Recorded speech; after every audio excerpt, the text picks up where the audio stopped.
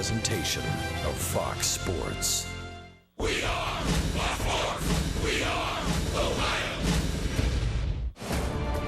It all comes down to this: the last home game of the season, and what could be a crowning moment.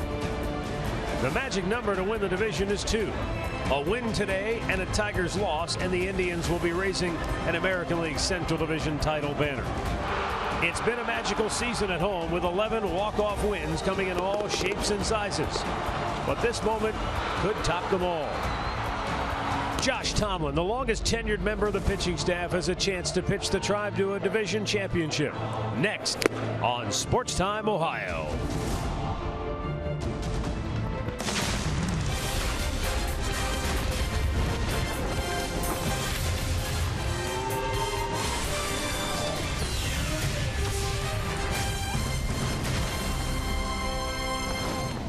It's a sun-splashed Sunday afternoon in downtown Cleveland, Ohio, as the Indians have a chance to wrap up the Central Division flag here this afternoon if they can beat the White Sox and the Royals beat the Tigers.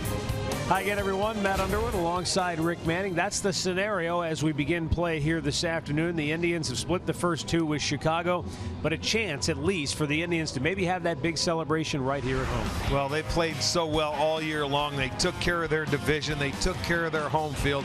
They've been in first place for most of the year, so the Indians have done exactly what they have had to do. Now, in a perfect world, they win and the Tigers lose, and we could be celebrating here after the ball game, and it'll be a lot of fun before we head on the road for our very last road trip. That's true. And if the Indians are to beat Chicago today, they'll need a good start from Josh Tomlin, who has really turned the corner here of late. Well, he had a little rest. He came out of the rotation because in the second half he was struggling. But I'll tell you what, that rest did him very good, because in his last 2 starts, his fastball's been a little bit better. And that cutter that he uses so much has been that much sharper. He has the good curveball, and Josh is back, and he's pitched awfully well this year against the Central Division. 9-1.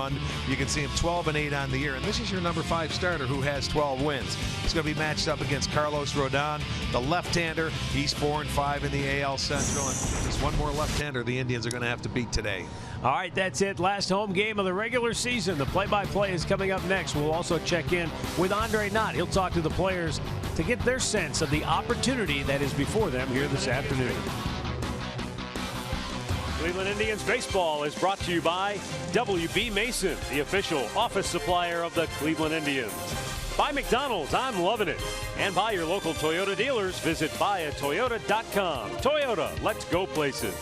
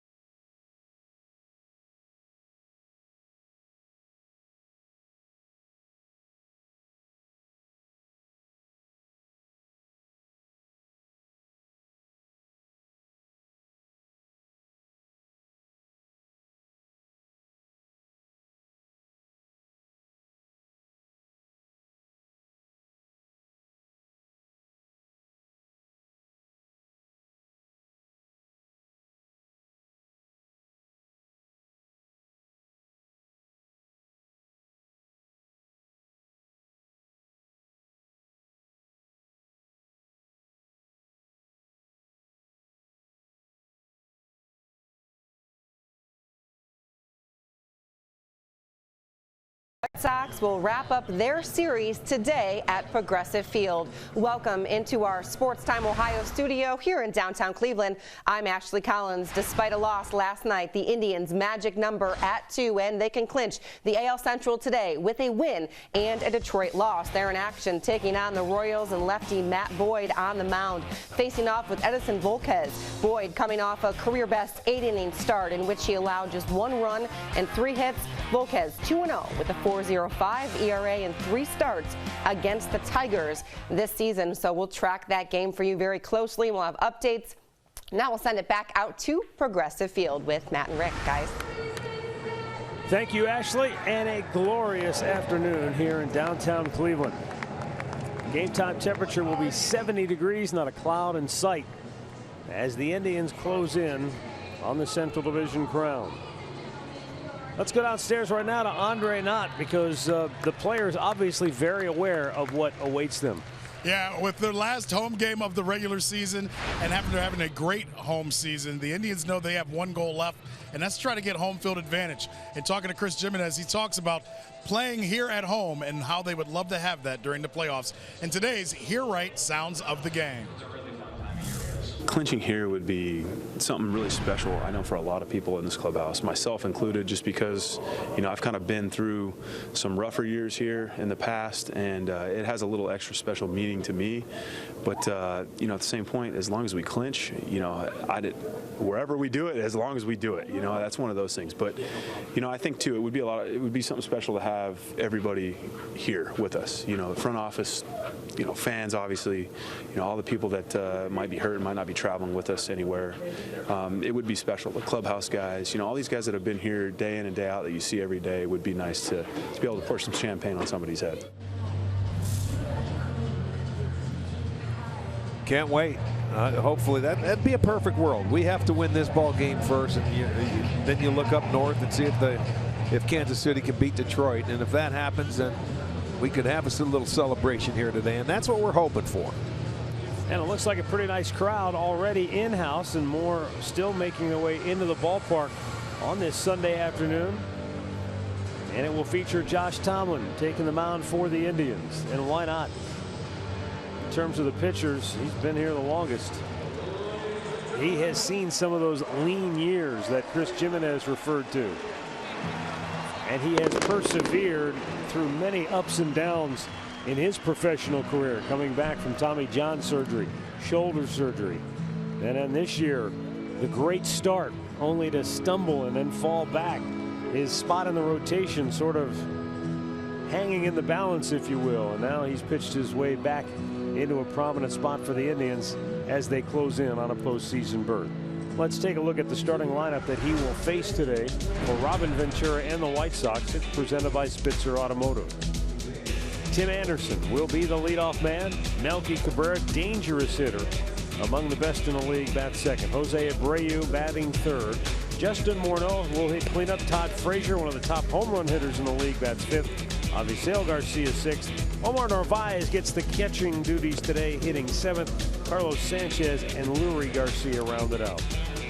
And our Northern Ohio Honda starting pitcher this afternoon for the Tribe, Josh Tomlin. And Josh has had a very nice season for the Tribe, 12-8 right now.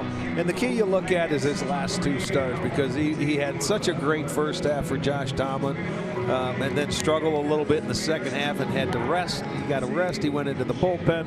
But since he's been back, that first start came against the White Sox, where he only went 5 innings, but it got him back on track. His last start against Kansas City, pitched very well, 6 2/3, 5 hits, just 1 run. So we're looking to get him tuned up for the playoffs. So hopefully he can continue that. Let's check out the defense. It'll be brought to you by Jeep behind Tomlin. It'll be Crisp, Davis, and Geyer in the outfield. It'll be Ramirez, Martinez, Kipnis, Santana on the infield. Chris Jimenez doing the catching. Crew Chief Bill Miller will call the balls and strikes this afternoon. Tony Randazzo at first, Brian Knight at second, and Jim Wolf down at third. So ready to go as Josh Tomlin looks in, winds it up, and our first pitch of the day is right down the heart of the plate for a called strike.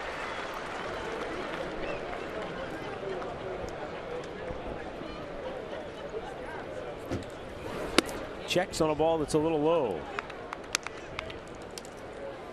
One thing you love about Josh Tomlin, he goes out there, he throws strikes. Has walked just 20 batters this year in 160 innings.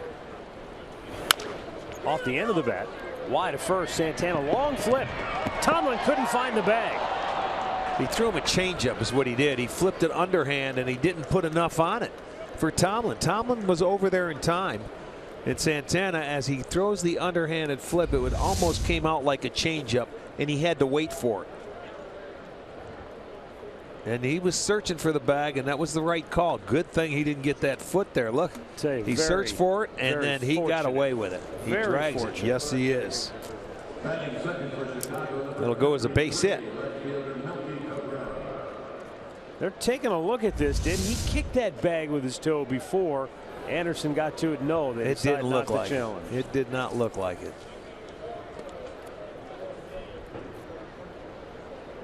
So Anderson aboard.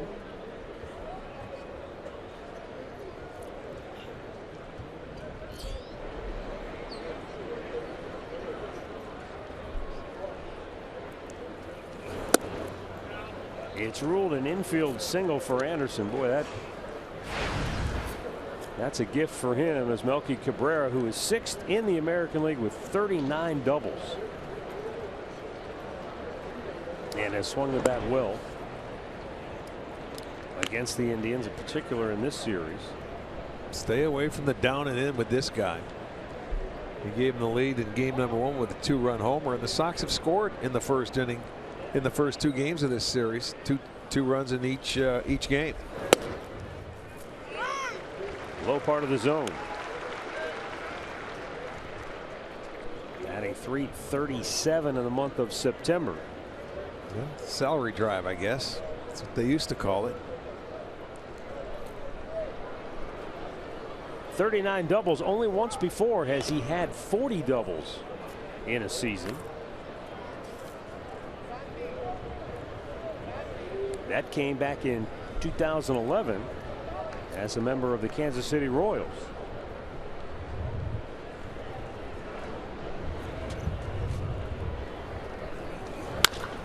In the air to center field, routine play for Rajay Davis. Only tricky part is the sun, but he makes the grab, one away, and back to first goes Tim Anderson.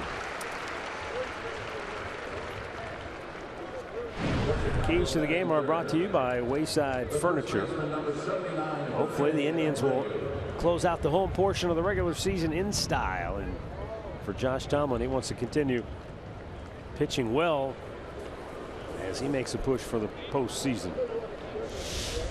Well, it's nice to see him on the mound with the opportunity to win. As you mentioned earlier, you know, before we were doing the lineups, longest tenured Indian as a pitcher, so be nice to see. He's had a nice year. He had a rough patch in August, but he is back. He's 2-0 against the White Sox this year in 2 starts. He's pitched outstanding against the American League Central, 9-1. He has been the man for the Indians following an Indians loss for the most part over the last couple of years.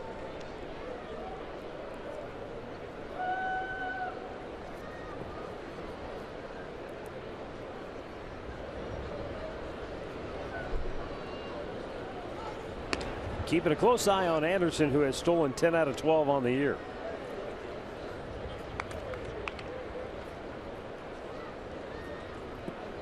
Well, there's only a couple of guys in the lineup that can run for the Sox, and he happens to be one of them.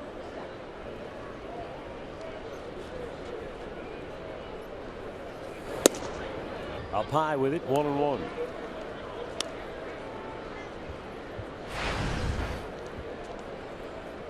This year, Josh has had some issues in the first inning, as a lot of pitchers do. His ERA is at 6, and he has allowed 8 home runs on the year in that first inning.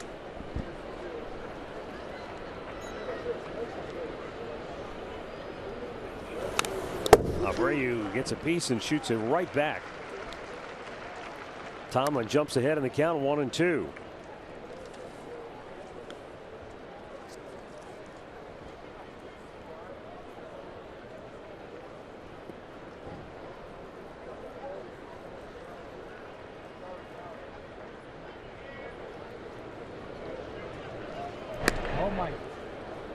Anderson again back safely.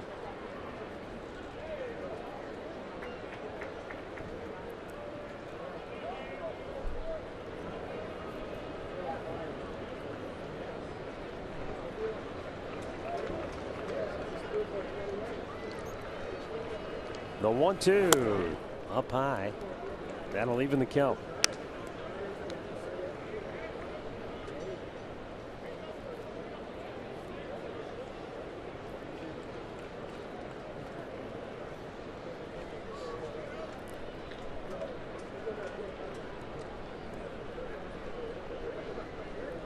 Tomlin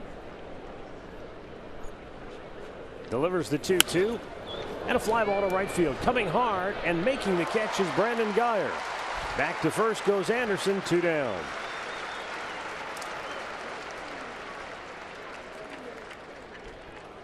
Slice that ball to right field. He runs it inside. Take a look at it on the Nissan pitch tracker, and Guyer comes in and catches it. Shoulder height. It got it on him, and that's one thing Tomlin can do. Even though he's not a hard thrower, he can get in and keep you off balance. Josh Tomlin was a 19th round pick back in 2006 by the Indians, making him the 581st player chosen that year. And that makes him, now in his 11th year in the Indians organization, the longest tenured player for the Indians.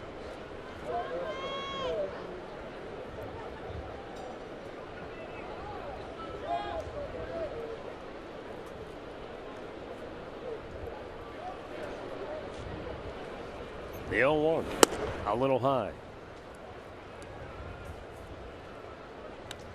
Josh, you look back, and his major league debut ironically came against CC Sabathia. That was on July 27, 2010, and Tomlin went 7 innings, allowed 1 run in that game. Yeah, I remember that start. 2-1 to Morneau. Of course, he had that incredible streak where he pitched at least 5 innings in each of his first 37 consecutive appearances. Yeah, when he came up, it was amazing because you'd blink your eye and you'd say, holy smokes, we're in the 5th inning already, because he throws so many strikes. Morneau shoots it out of play down the left side. It's 2-2. That streak of 37 starts, of going at least 5 innings to start his career, equaled the mark of John Farrell, who started his career the same way. And they're the only 2 Indians since 1919 to do it for Cleveland. There's a ball drilled to center. Rajay, does he see it? Back and makes the catch on the warning track. The side is retired. No runs, a hit, 1 man left. The Indians are coming to bat when we come back.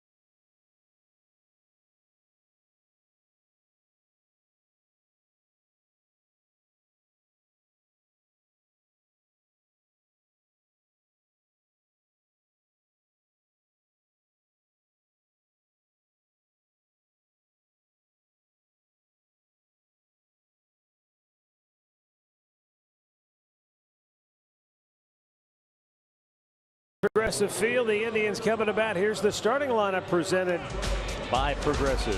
Rajai Davis will lead it off. Then it's Jason Kipnis. Jose Ramirez with 4 hits in the series bats third. Francisco Lindor getting the day off. Mike Napoli hits cleanup. Santana 5th. Brandon Guyer 6th. Then it's Coco, Jimenez, and Michael Martinez. Monday starting pitcher Carlos Rodon, who is 7-10 on the year. He's lost his last 2 starts, one of them coming against the Indians when we were in Chicago. And the last one against Kansas City, that was after a 4-game win streak.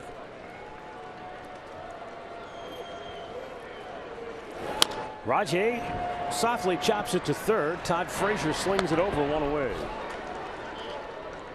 Let's look at that Sox defense behind Rodon this afternoon. It's going to be Cabrera in left, Lurie Garcia in center, Avisail Garcia in right, Frazier at third, Anderson at short, Sanchez at second, Abreu at first, Narvaez doing the catching.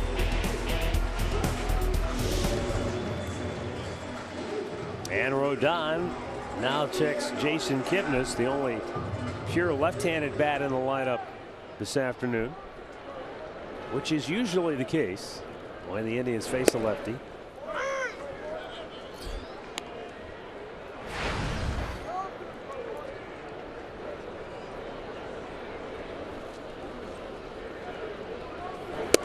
Missed outside, 1 ball, 1 strike.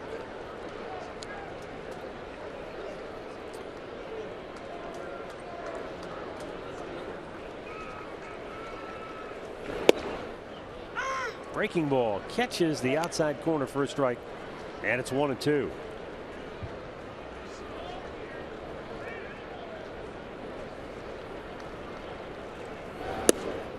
Low and away.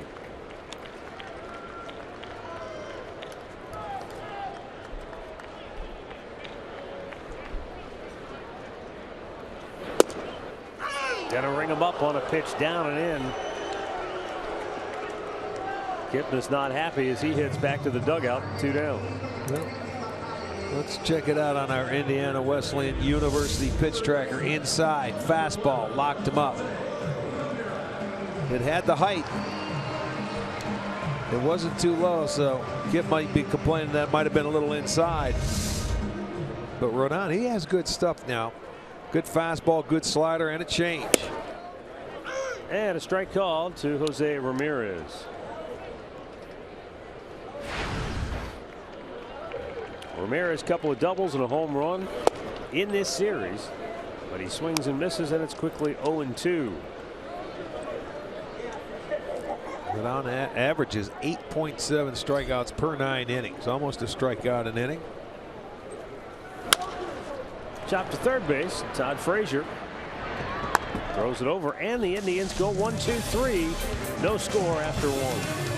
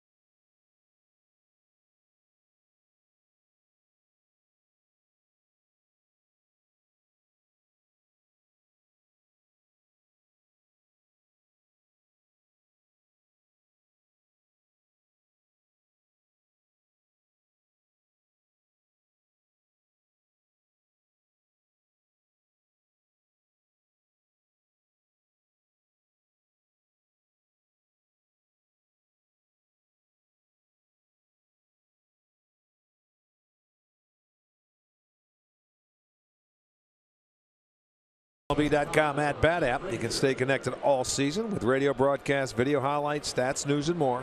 Download MLB.com at Bat, the #1 app for live baseball on your smartphone and tablet.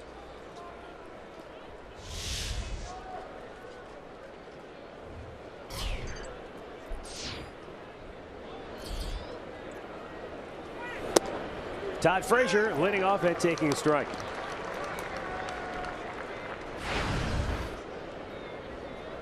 Frazier 5th in the American League with 39 home runs. And the White Sox will more than likely end up with both Frazier and Abreu eclipsing the 100 RBI mark this year.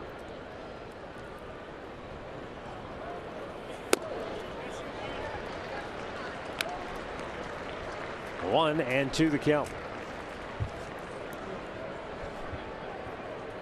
Frazier hit a bomb in last night's game in the 6th inning, deep onto that home run porch. Threw the bat at the breaking ball, and Davis got a great break on it. One down.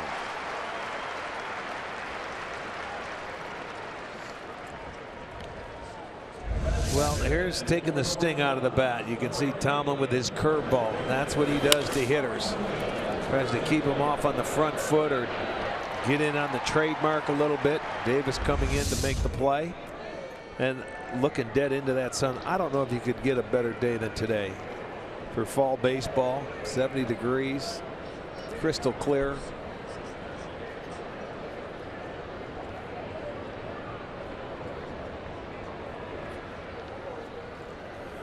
Garcia fouls it right back into the mask of Jimenez. Knocked it right off his helmet, man. He said, I'm all right. He was looking to get another baseball as the umpire picks up his mask. Boy, you talk about getting punched right there. Look at, he said he's looking for a baseball before the mask hits the ground.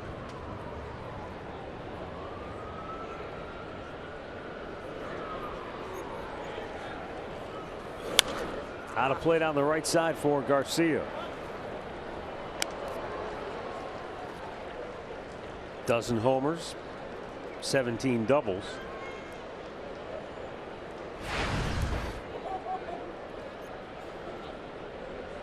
But still, I think lingering question marks as to whether or not he's going to be part of this club going forward.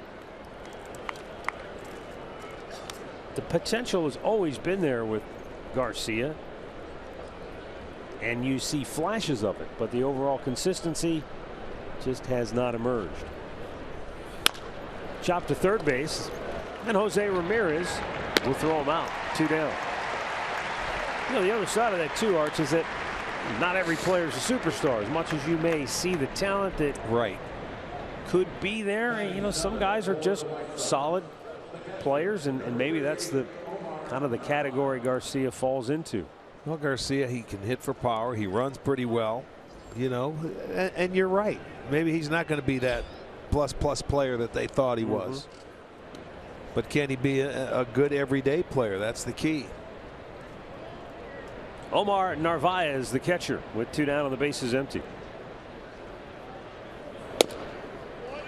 And a low strike.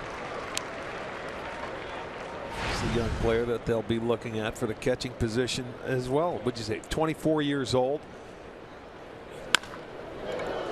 Ball hit well deep right. Back is Geyer. Spins on the warning track. And the White Sox go 1-2-3. Middle of the 2nd. No score in Cleveland.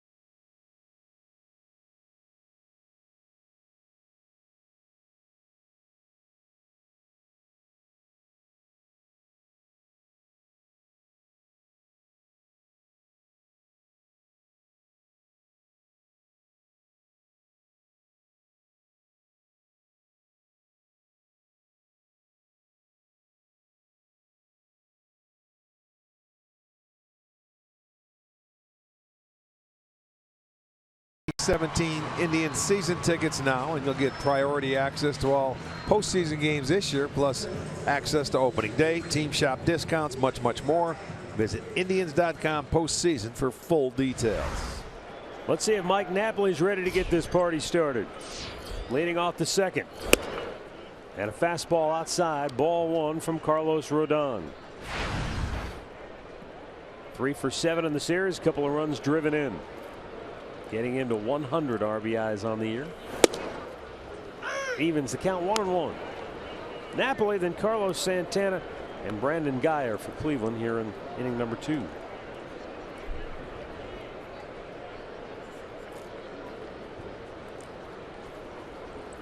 The 1-1. Down and in, he missed. Rodon has given up 23 home runs this year. 21 are off the bats of right-handers. And they're hitting just a tick under 300 at 298 off. Up and in.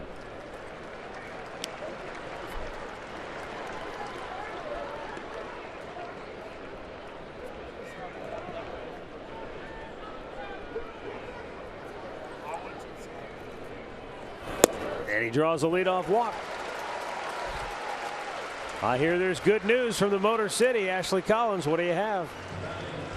Yes, there is good news. Detroit Royals wrapping up their series right now. Kansas City jumping out to a quick lead. First inning up 2-0. Salvador Perez extends that. A 2-run shot, giving him 22 homers on the season. Casey hit for the cycle in the first 4 batters. They lead it 4-0, top of the first.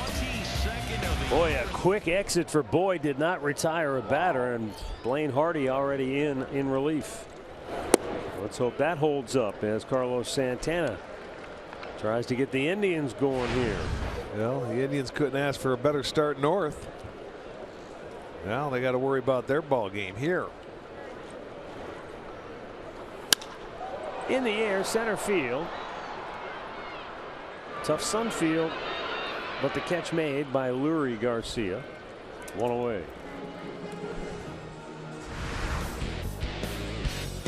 So right now the Indians, they fall into the 3 seed. Half game back of Boston. And that home field advantage, something that we'll keep a very close eye on going down the stretch. And a lot could change between now and then. But the bottom line, the business at hand is wrapping it up, which the Indians can do with a win and a Tigers loss today.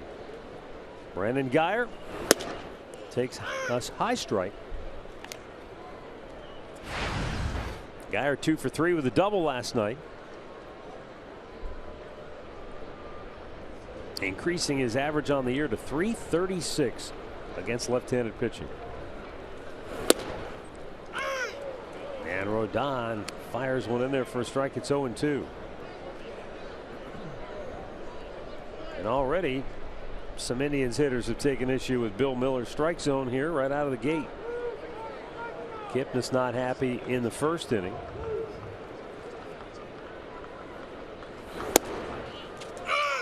Boy, he wasted no time.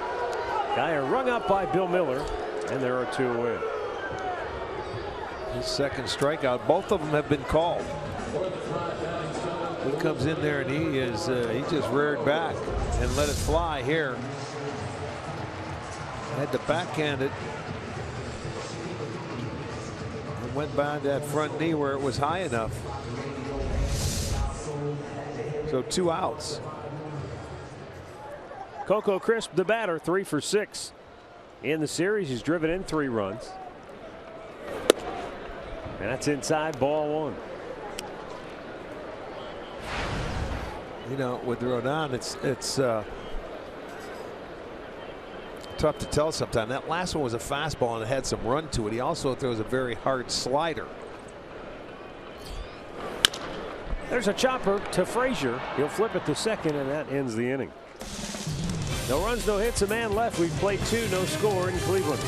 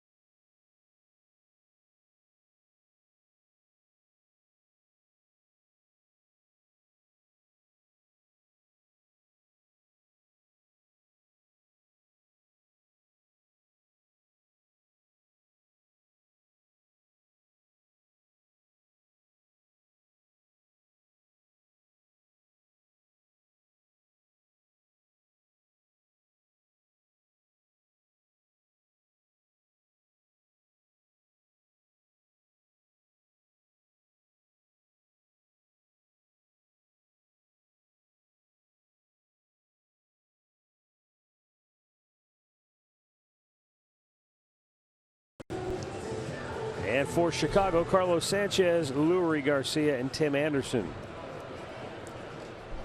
Sanchez batting 8th in the White Sox order, switch hitter.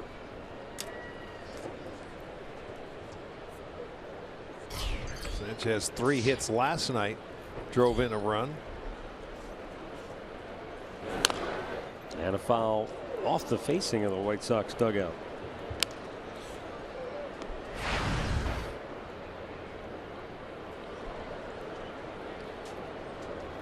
Tomlin has retired 6 straight since the leadoff ball put in play by Tim Anderson that resulted in an infield single to start the game. It's quickly 0-2 here on Sanchez.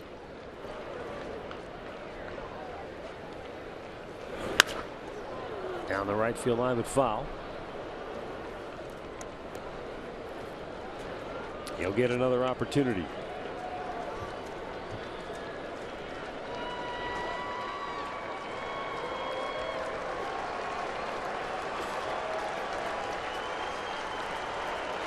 Two-strike offering. Third ball. It's going to go foul.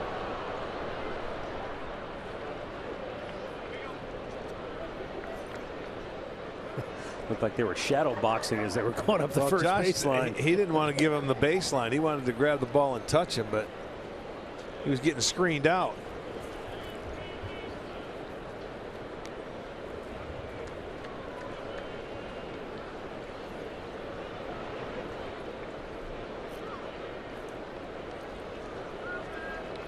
The 0-2.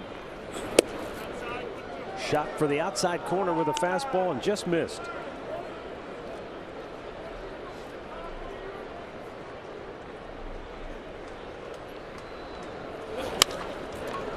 Punched in the air to center. Rajay Davis will make the catch. 1 away. Already 4 putouts for Davis in center field. The baseball world awakened this morning to the unthinkable news that Jose Fernandez, the incredibly talented, seemingly indestructible ace of the Miami Marlins, died in a boating accident late last night in Miami. Just 24 years old. And without question, one of the best pitchers in the game. Pitched here in Cleveland against the Indians earlier this summer. Did not have one of his better days. And I still recall him standing in his locker afterwards, just very openly admitting that the Indians just kind of handed it to him. Said that outside of the Cubs, it's the best lineup he had faced this year. And boy, condolences pouring in from all over the baseball world. Said thoughts and prayers going down to Miami, where their game today against the Atlanta Braves was canceled. A very emotional, heartfelt press conference was held in Miami with Don Mattingly, the manager, and a number of the players. And when I walked into the Indians clubhouse today, it was a very somber mood. And you could tell that this was not just another day at the office. Jason Kipnis tweeting out before the game, as have probably hundreds, if not nearly thousands of major league players and executives expressing their thoughts, sending their condolences, because the thought is just one of shock. When you're 24 years old, this is not supposed to happen. And I think for those of us here in Cleveland who lived through the experience of the spring training tragedy with 1993, yeah, Steve Olin and Tim Cruz and a boating accident. Ojeda, yeah. It brings it all back. And so we certainly understand firsthand what the Marlins organization and their fans are going through this morning. Yeah, it's going to be a rough time down there for a while. Yeah. And they were only here. They were here at the beginning of September. So they were here the 2nd, 3rd, and 4th. The Marlins were. And yeah, it was just terrible news. I just remember too when it happened with Cleveland, Mike Hargrove, he did the best he could, but no manager is ever prepared to have to lead a team through something of that. No, I don't care who you are. That is just, you're in shock. I know Andre Knott, who joins us downstairs, you spoke to some of the players earlier this morning. Well, shock is a great word to use. And talking to Terry Francona, he just talked about how the learning curve for him and how quickly Jose kind of figured things out, how he learned English and did things like that. And he said, as a manager, that just means the world to you when you have a guy that talented, that's willing to do something like that. You know, Lonnie Chisenhall made a good point to me. He said when he first heard the news, like a lot of us, you know, with phones and everything else, he figured it was a big contract. He goes, the guy was just here. You know, I had 3 different guys say to me, it was like he just pitched against us 2 days ago. And it's unbelievable that this has happened. And some guys were hoping beyond hope that maybe it was another Jose Fernandez, that it wasn't their friend, their teammate, their colleague. But unfortunately, sadly for the baseball world, Jose Fernandez passing away late last night at the age of just 24.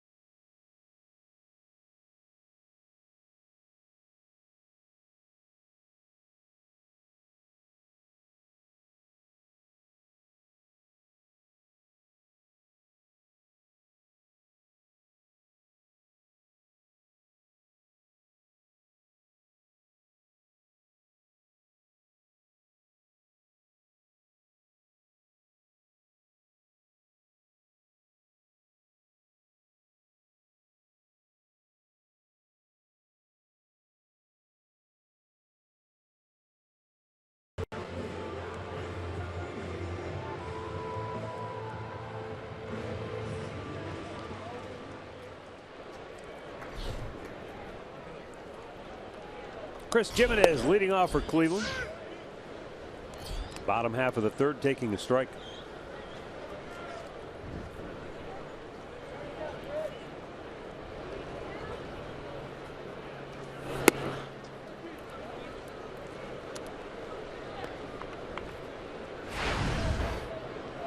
Chris, a .222 average, 4 homers, 11 driven in. Smashes this one to left, right at Cabrera. Drop to a knee to make the catch, one away. Well, unforgettable games, undeniable greatness, and unstoppable drama. The 2016 postseason will begin October 4th. Just visit MLB.com postseason for the full schedule. And we want to remind fans that we'll be right with you along the way with this ball club throughout the postseason. We'll have updates as we get closer to it with regards to our postseason programming. Smash to second base. Carlos Sanchez throws out Michael Martinez. 2 quick outs here in the third. Top of the order, and Rajai Davis. Rajai grounded out to third, his first time up.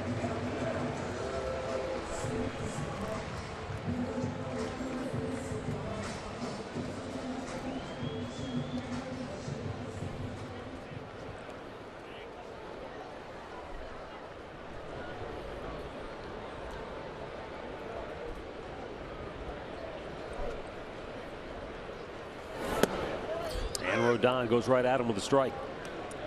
First time through the lineup, Indians 0 for 8. The only batter to reach was Mike Napoli, who walked. And Rodon just keeps pounding the strike zone. And that's what he's done. He's coming. He's going at you. Right now, he's establishing. Fastball, everything's hard so far. But he's throwing strikes, and a lot of them. 19 out of 29 have been strikes.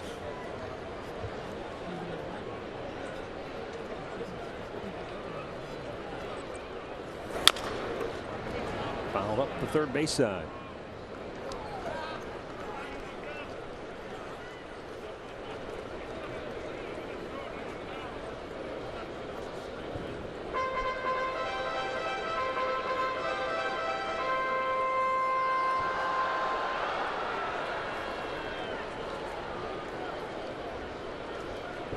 Rajai Davis leading the American League with 41 stolen bases.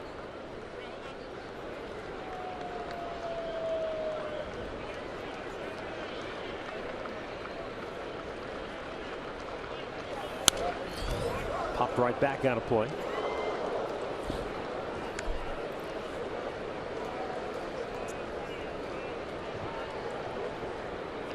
About a 20-point difference average-wise for Rajai.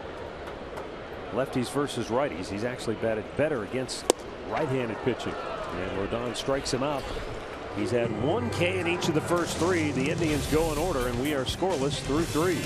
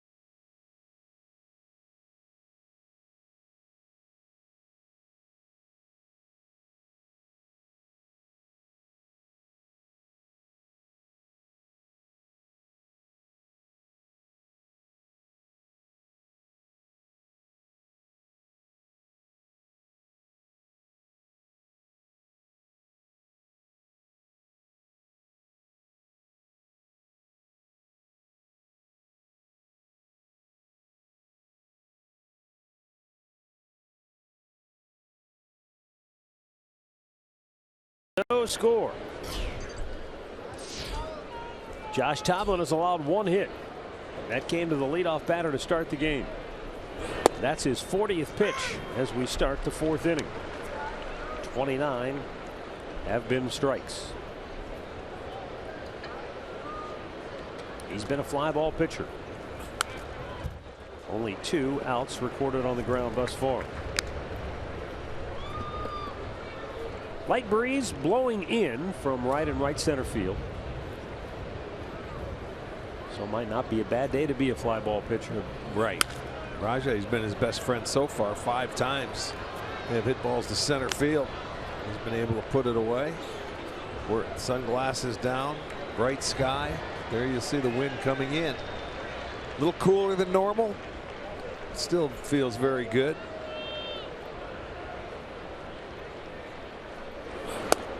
Just a bit low.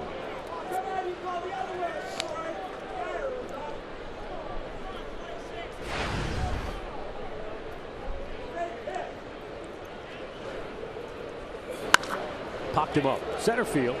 Rajai stays busy. Number 6.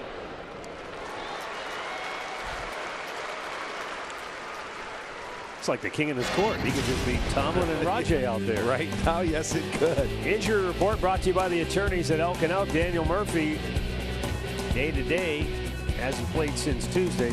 Do they really have to list the injury? I mean, seriously, can't you just say he's hurt? No. Got a bad leg. You have to know now. You'd say, what's wrong with him? He's got a straight bum. Well, that happens. I'd say, hey, can't you just say it's my hamstring?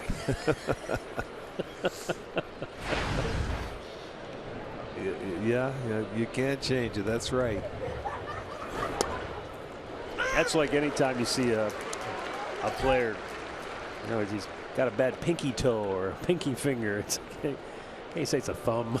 Well, it doesn't. It's going to be something you don't realize. To right field, and the outfielders are eating it up. Yeah, they are. Second time Abreu's hit the ball pretty well to right field. Both times outs. It's like shagging practice out there. It's like BP, right? Yeah. Standing out there. You see that cutter was up a little bit. He stayed on it. That's about all he could do to take it that other way.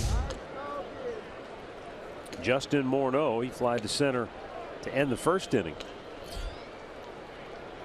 And there's that curveball, and it's squibbed off the end of the bat. Cue shot. Need a little more chalk. 12 out of 13 first pitch strikes, and that's typical Josh Tomlin. That's an art that he's very good at. Both he and Rodon have been in attack mode. They just go about it in a different way. Yeah, and that's the key to pitching. Strike one. Another 1-2-3 inning for Josh Tomlin. He's retired 12 in a row.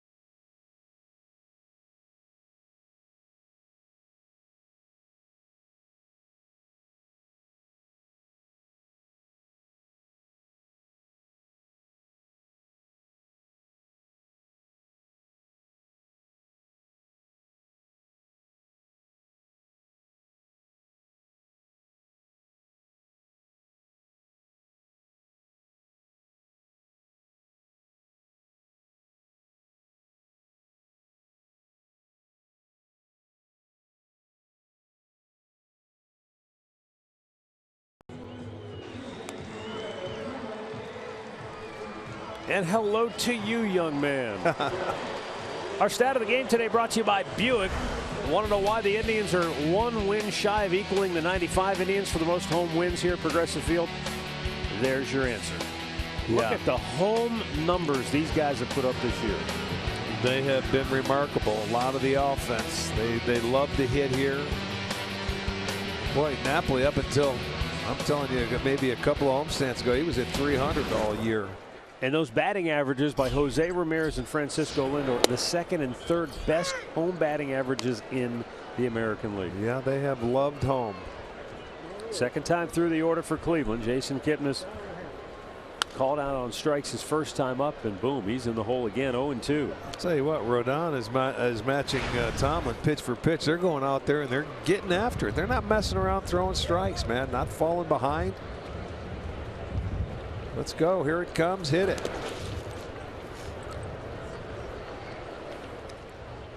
Let's go down to Andre. Well, you guys are talking about the great hitting that Lindor and crew have had here at home. I don't know if we can do anything with this, or if Major League Baseball can help out, or if Marnie and boys in the back can help. But Lindor told me it's the white pants. He said he just feels better in white pants. He goes, it's after Labor Day. You can do that, right?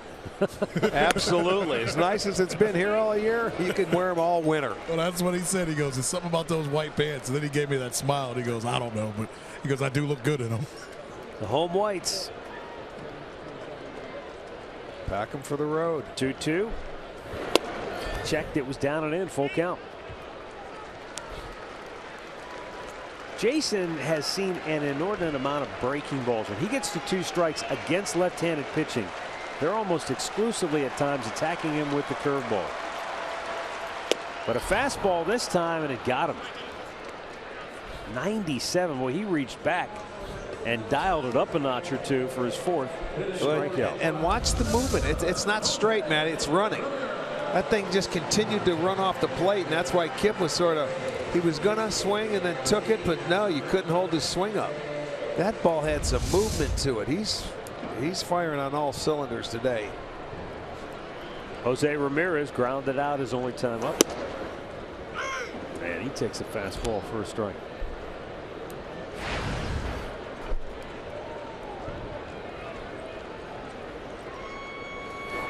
As the saying goes, up, down, in, out. He's hitting all parts of the strike zone, and he's effectively changing speeds. He has on his A game. Well, he had a terrific month of August where he was 3-0 and a 1.47 ERA. You turn the page and you started September. He won his 2 games there, and then he ran into the Indians September 14th. They beat him 5 innings, 9 hits, 6 runs. That was the first time they were able to get to him and put him in the L column in his career. He's 3-1 with a 287. And then his next start against Kansas City, he lost. But boy, he was on a roll before those last 2 starts. It's outside, ball 4. He's walked his 2nd of the afternoon. Well, pitching can be like that. Sometimes you don't know one start to the next. We were just talking an inning ago about the tragic passing of Jose Fernandez, and I mentioned about when he was here, he didn't have one of his better days. But then his very next start, he went out and dialed it up and struck out double digits again. He was at home. He was the best at home. I think he lost 1 game at home, and we caught him on the road, and they probably had the best approach against him all year. But home road. Chopped to third, but foul.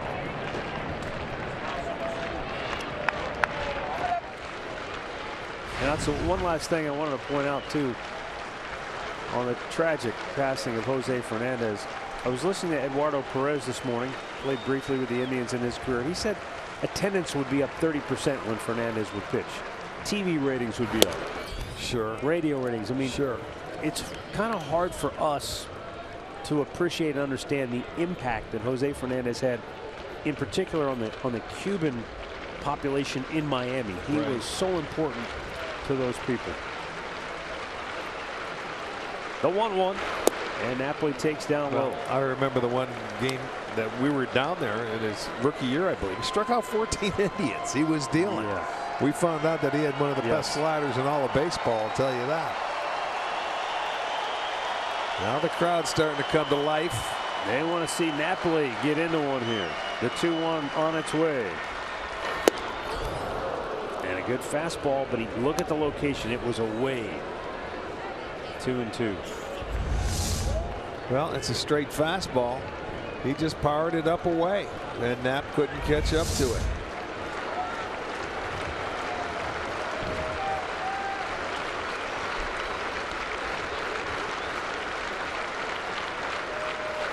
And a slider down and in. That was a nasty pitch, man. That slider.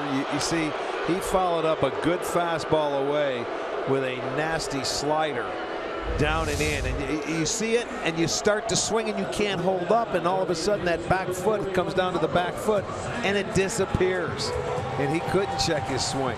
That's 5 strikeouts now for Rodon. He is on a roll. Carlos Santana fly to center, his only time up.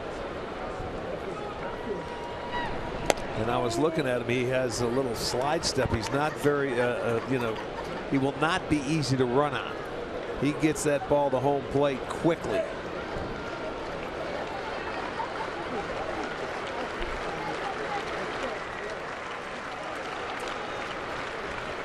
Ramirez had a great jump. Had he gone, he would have stolen it easily. He has to hurry to get back. Well, that was the first time he raised his foot. He'll switch up. He'll have a slide step, and on the first pitch right there, he raised it. And Ramirez took a couple of steps, but hesitated. I don't know if he was really going or he felt he didn't have a good jump, but he you know, he shut it down.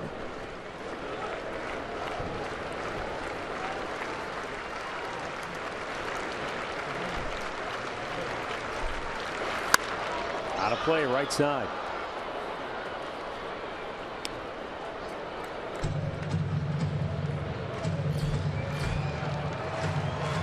There you'll see.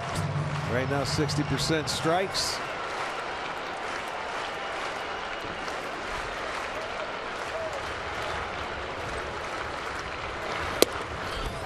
Santana taking, and that's a called strike. 1-2 the count.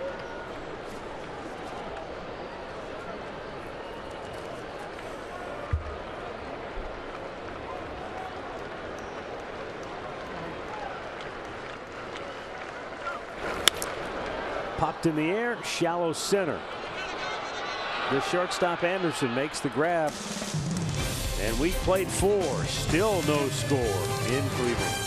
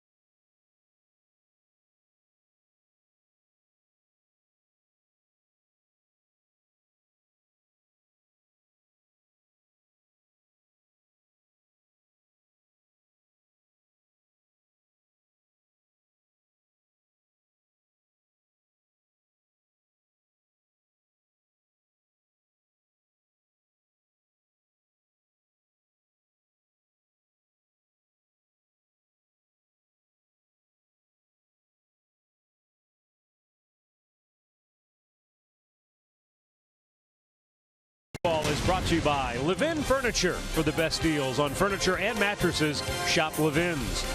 By your Northern Ohio Honda dealers. And by the Cleveland Clinic. Access anytime, anywhere.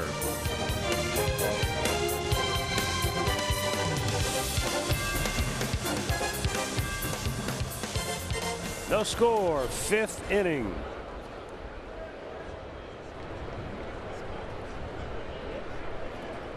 Josh Tomlin has set down 12 in a row, and Todd Frazier leads off the 5th and lines one to center for a base hit. Second hit of the game for Chicago. Both hits delivered by someone leading off an inning. Tim Anderson to start the game, now Frazier to start the 5th. Well, both these guys are out there throwing strikes, and it looked like a little cutter from Tomlin right there. That Frazier gets a base hit. Tomlin throwing 76% strikes for an on 61.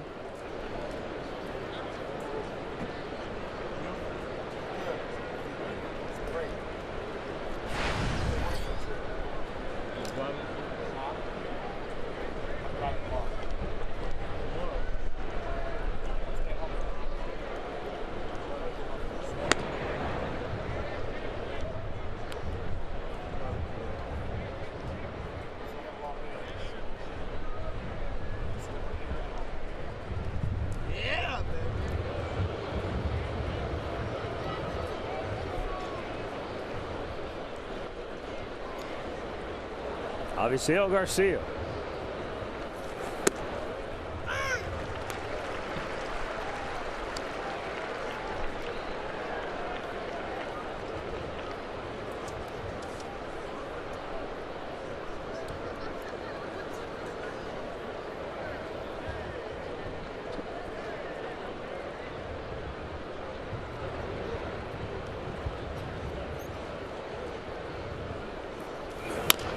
Chopped it foul.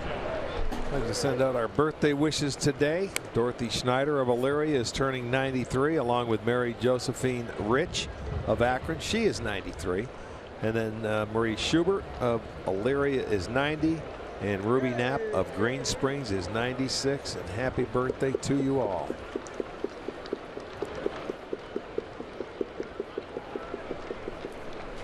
Throw over, but not far off the bad Todd Frazier. Frazier's a guy, he'll steal if you fall asleep on him.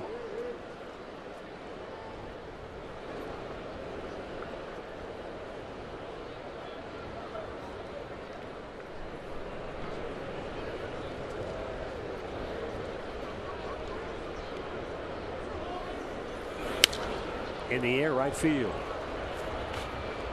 Geyer makes the grab. Back to first goes Frazier. Just a reminder, if you're enjoying a cold one on this Sunday afternoon, to stay tuned later in the game for Miller Time. It's brought to you by Miller Lite.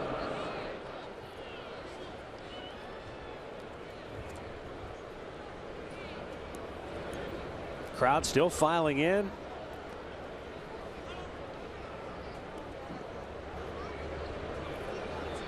And we're already almost halfway through this game.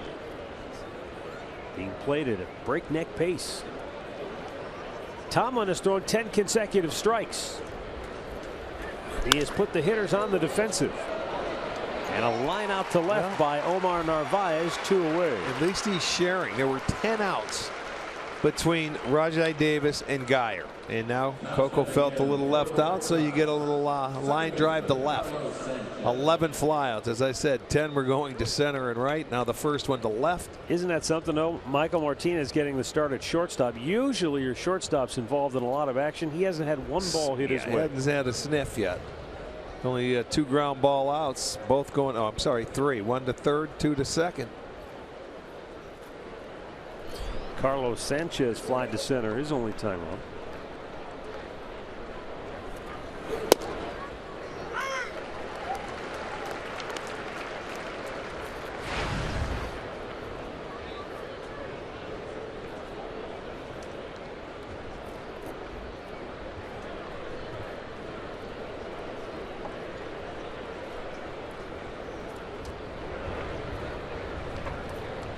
Now the 0-1.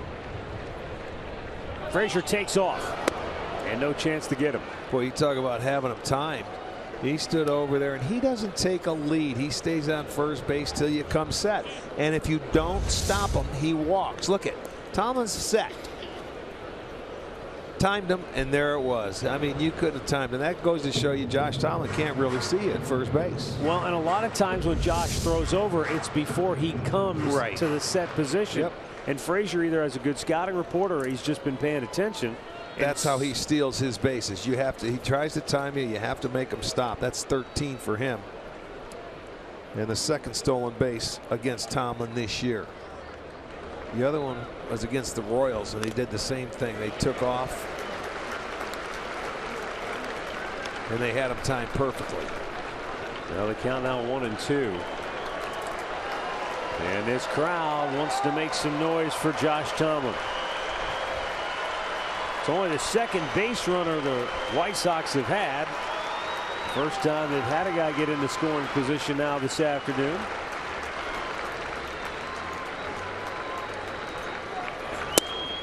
Inside, he missed.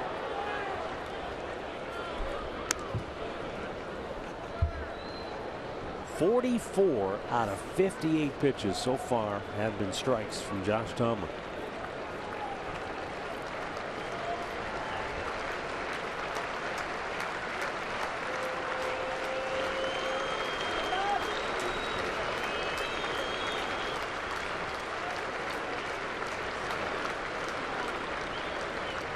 And And the 2-2 is work foul.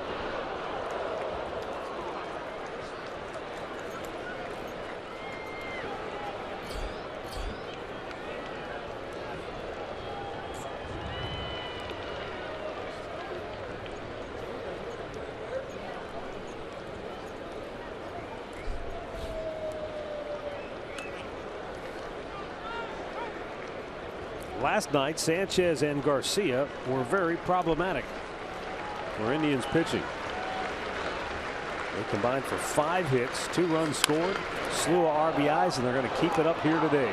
Coco comes up throwing offline, and the White Sox take the lead 1-0 on a 2-out RBI single by Carlos Sanchez. Well, so the stolen base pays dividends for the Sox here in the 5th. He went with a cutter away, and with the short swing, he just slaps it the other way. Coco had a prime opportunity to throw to the plate and have him. It was one hop. You're not going to get an easier throw than that, but way off line. And you know, Coco doesn't have a very good arm, and they score the first run. And Lurie Garcia will bat now 0 for 1.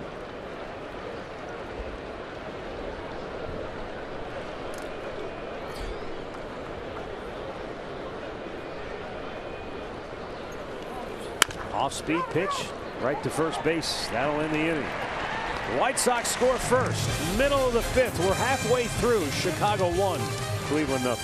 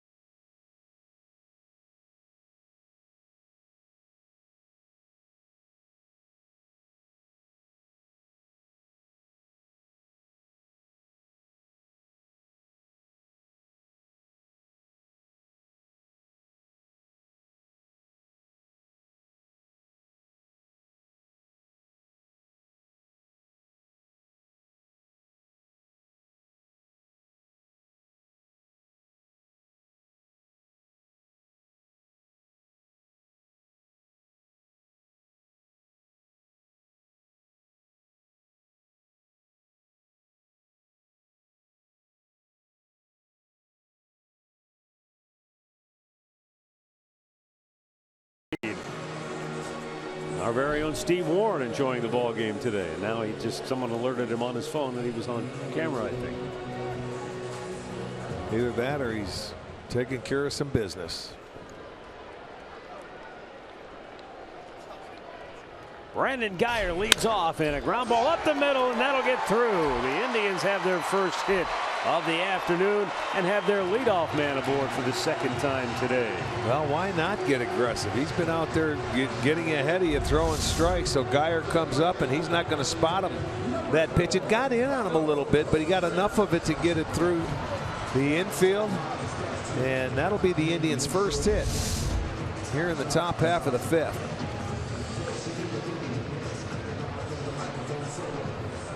Coco Crisp grounded into an inning-ending fielder's choice in the 2nd inning.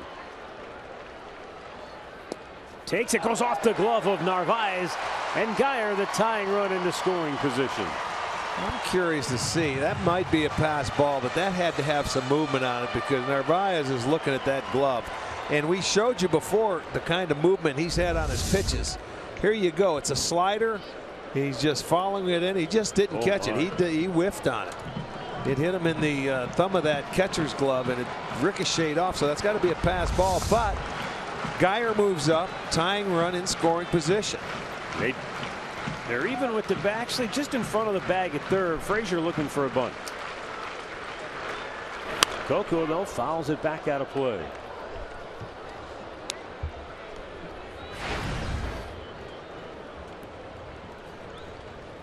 Rodon 55 pitches on the day. 34 of those have been strikes.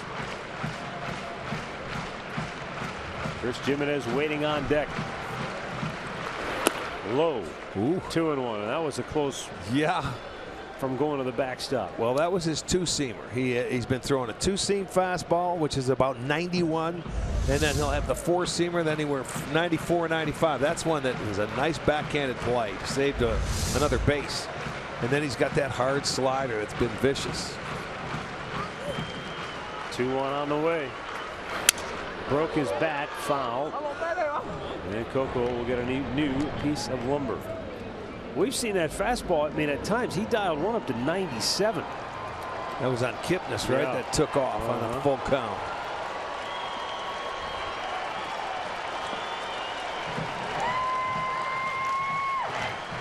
These fans hopeful that the Indians can clinch the American League Central Division Championship here this afternoon.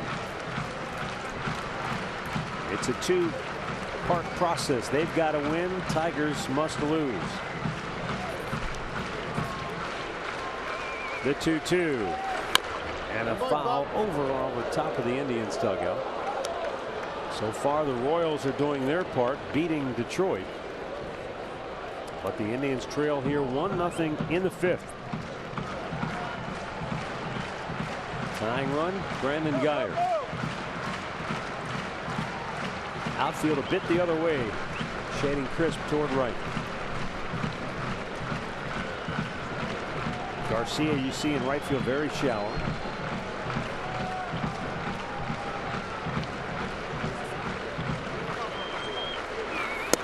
Low and away, and another pitch saved by Narvaez. Otherwise, that one could have gone to the backstop. So one has gotten by him.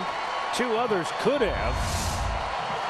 Tell you what, Narvaez, he's back there like a goalie today, man. He's trying to do everything he can to keep the ball from getting by him. The movement that Rodon has is unbelievable. Yeah, he's supposed to hit it if he can barely catch it, and he knows where it's supposed to go. Rip fouled on the left side.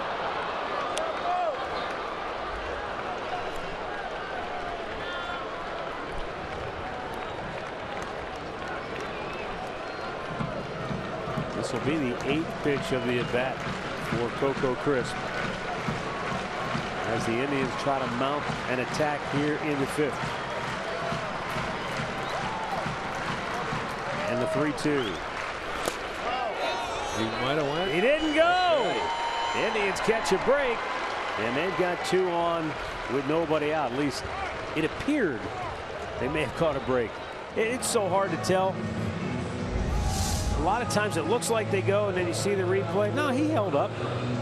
It just looked worse at first glance, like, oh no, he's going to get rung up.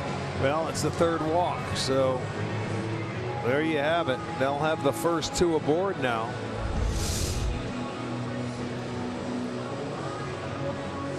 If you're Robin Ventura, you're saying, come on. Chris Jimenez lined out to left his first time up. Well, now they're going to have a little meeting here. What's going on? Anticipating the bunt. Who's doing what, when, and where. If this were normal circumstances, I'd say a bunt is probably a high percentage play. But when you've got Michael Martinez, who hasn't played much on deck, still got to play the percentages, though. And you want to stay out of the double play. Nobody's out. And Mike Sarbaugh came down and talked to Jimenez. So let's see what happens. You would love to try and bunt it to third base in this situation. He hit a line drive his first at bat. They're charging. They put a little play on there to try and get Geyer.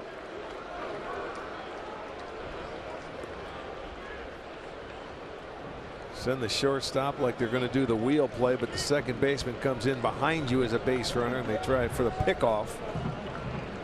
Now they'll reset the defense and put the play back on.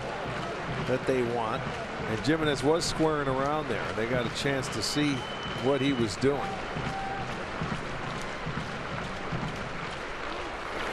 He bunts it towards third. How about that? Frazier's only playing first. Sacrifice. Well done. Is executed flawlessly. In-game update time. Here's Ashley. What's going on in Detroit? Yeah, thanks, Matt. Good news, bearer of good news today as Kansas City helping out the Tribe. Royals had a 4-run first inning in the third. Cheslor Cuthbert, his 11th homer on the year, a 2-run blast to left field, making it 6-0. Raul Mondesi then hit a solo shot. Kansas City pouring it on. They're up 7-0, bottom of the third. Wow, it's almost like they have not let up since the 9th inning 5 spot they put on Detroit's closer K-Rod yesterday. Now Michael Martinez with runners at second and third and 1 out takes ball 1. Well, heads up down at third base, Brandon Guyer. Watch for that ball in the dirt or the movement on it, just in case.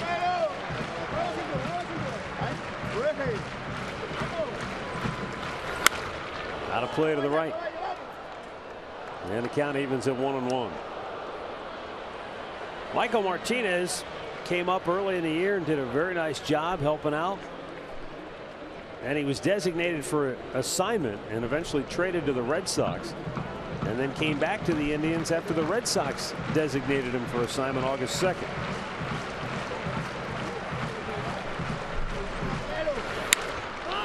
Popped him up. Don't think it's going to get it done. Avisail Garcia makes the catch and nobody can move. 2 down.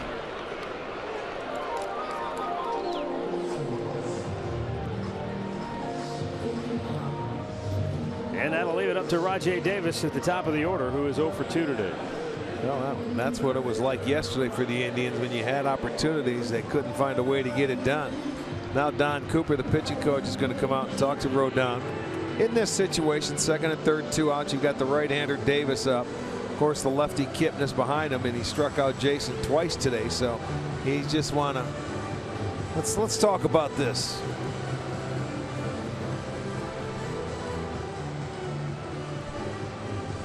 Well, the Blue Jackets home opener is coming up Thursday, October 13th. The puck drops at Nationwide Arena right here. Well, not right here, but on Fox Sports Ohio, your home for Blue Jackets hockey.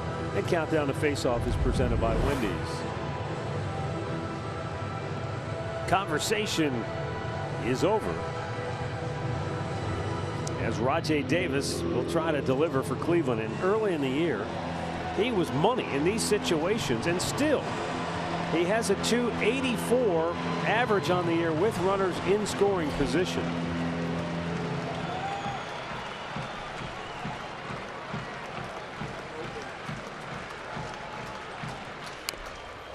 Trying to bunt, but that went foul. That's the element of surprise right there. He had to do that. He did that on his own, figuring I'm going to get a pitch, I'm going to lay it down the third baseline. But one person that didn't realize was Guyer.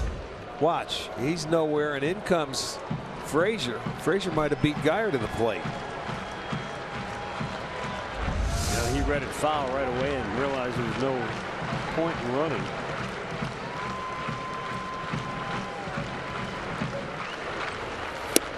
Tied him up. It's 0-2. Boy, this guy's not messing around.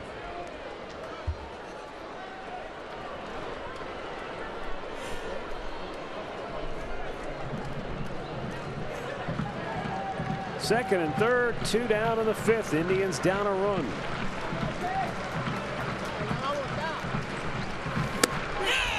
Strikes him out on 3 pitches and lets out an audible scream. His 6th strikeout of the afternoon, and the Indians still can't crack the scoreboard. They trail it 1-0.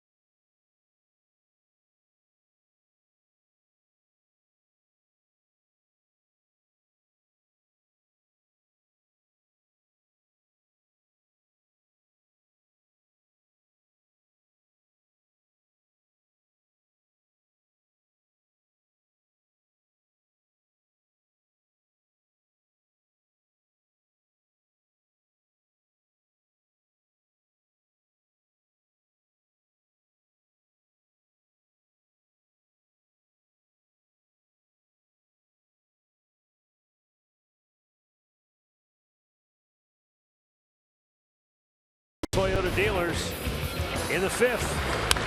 Carlos Sanchez slaps one the other way. And the only run of the game scores. Todd Frazier, 1-0 Chicago. And now we are off to the 6th inning. Top of the order, Tim Anderson will lead it off. He is 1 for 2. He had an infield single to start the game.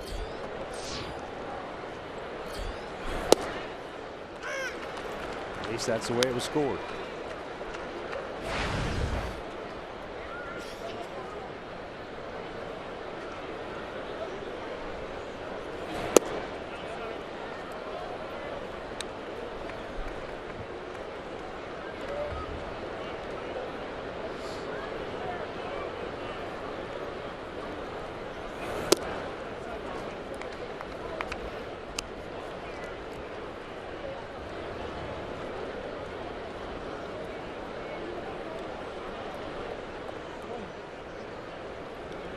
Josh Tomlin deals and a weak ground ball hit to short. Michael Martinez, his first action of the afternoon, and he's right on the money with it.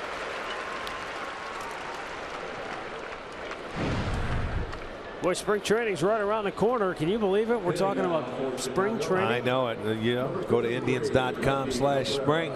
And before you know it, we will be in Goodyear, Arizona. So they can plan your whole trip for you, right? You go online. Yes, call indeed. the number 623-882-3130. We're all done. Melky Cabrera has flied out twice to center field, and he takes a called strike.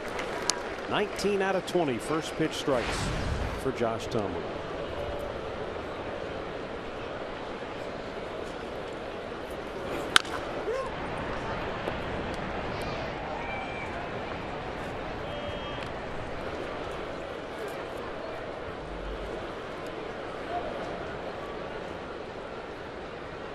Boy, this game sort of shows you, Matt, how starting pitchers dictate the tempo of a ball game.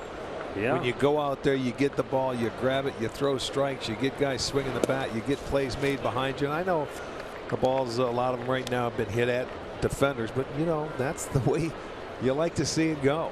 Get the ball on the rubber, throw strikes, and a lot of good things can happen. Up with it, 2-2. And this is a guy, Melky Cabrera, who's an aggressive hitter. So Tomlin gets ahead of him. He doesn't want to make too good of a pitch. Well, then you're trying to get him to swing at your pitch. That's all. Hasn't been able to do it now. You know he's going to challenge him because that's the nature of Tomlin. And it's hit in the air to right field, but playable, it would appear. Geyer. 2 down.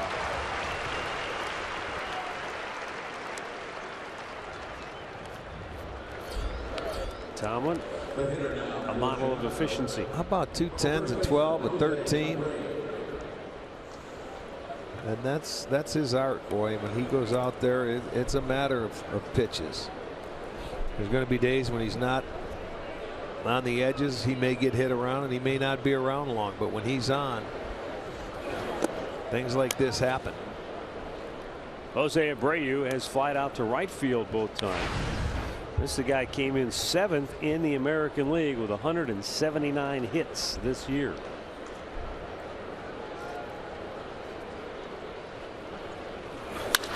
That's smashed foul by inches on the left field line.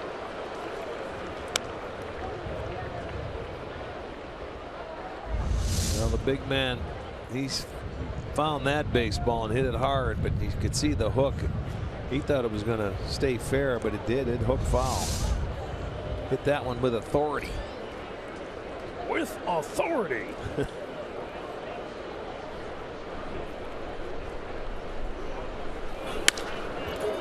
That could be trouble. Back goes Geyer, still going back. He makes the catch, slams into the wall and hangs on. Nice play. Geyer going headlong into the 375-foot mark, but he holds on for dear life. And we stay tied 1-0 Chicago, middle of the 6th.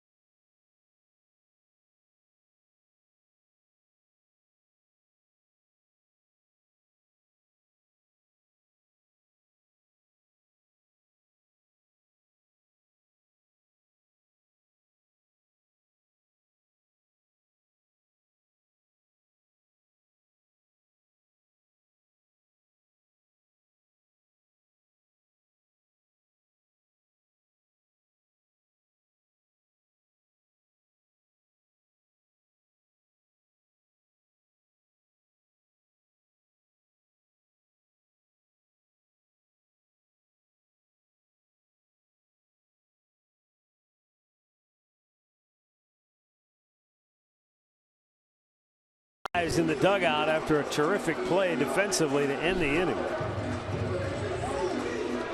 Now we'll see if the Indians can break through against Carlos Rodon. They shut him out through 5. Kipnis goes after the first ball and bounces it harmlessly to second. 1 away. Let's get another update from Ashley Collins back in the studio.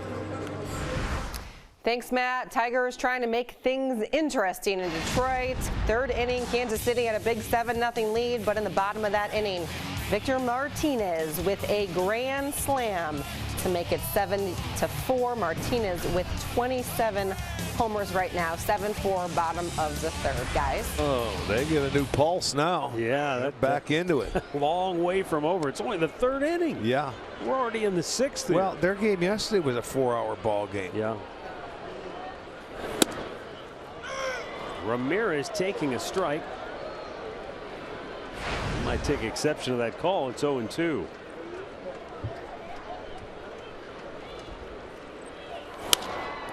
And he swings and pops it up. Garcia coming in, but it's Sanchez going out. Makes the catch, 2 down. Well, Carlos Rodon is pitching a terrific ball game today. I'll be curious to hear afterwards if he has any comments about the tragic passing of Jose Fernandez. You know, he was born in Miami.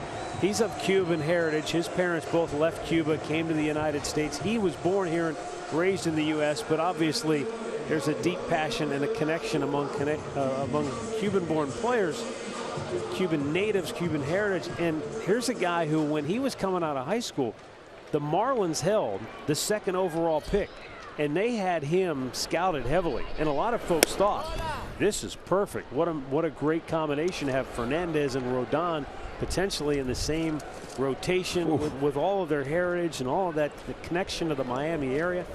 Instead, they passed on him, and the Marlins took Tyler Kolek, a high school pitcher out of Texas who could throw it 100 miles an hour. Guess what happened to Kolek this year? Blew his arm out. Tommy John surgery. That was a pretty heads-up play there by Anderson, with the barrel of the bat coming his way, same time as the baseball.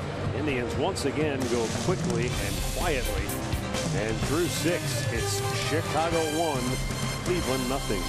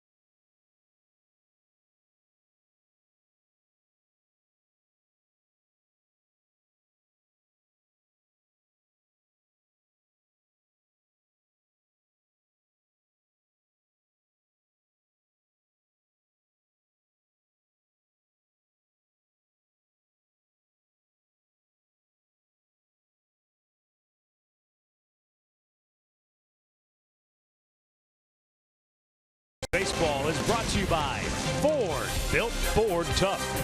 By the injury lawyers at Elk & Elk, proud partner of the Cleveland Indians. Call 1-800-ELK, Ohio.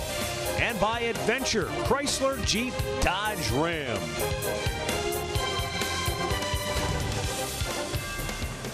Still 1-0 Chicago. And we're going to the 7th inning. Justin Morneau is 0 for 2. He is flied out, grounded out.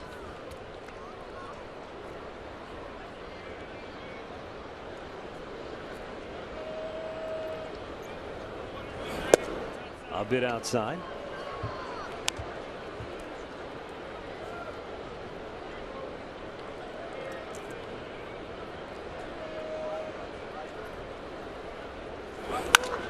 Hit on the ground, foul inside of first.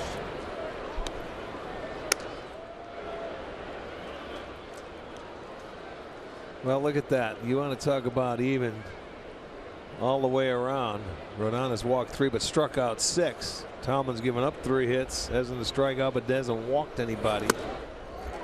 2-2. Morneau chased one up the ladder.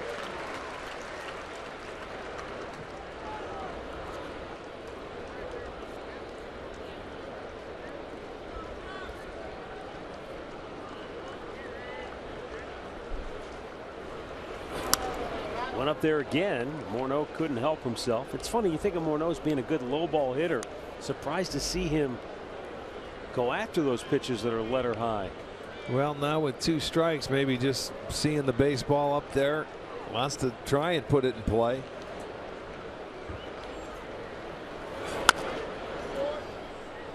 That's what you call 2 strike hit, swings right there. The last 2. That was truly the emergency bailout. Just let me get a piece of this swing.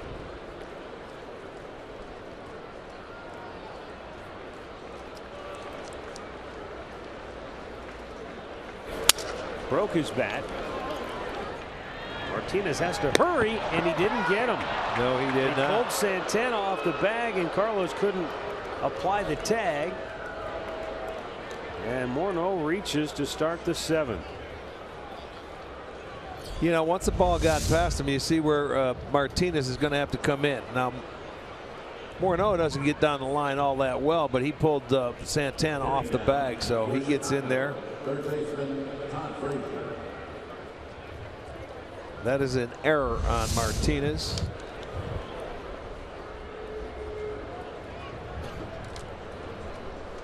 And Todd Frazier, the batter, he singled and scored the only run of this game in the 5th.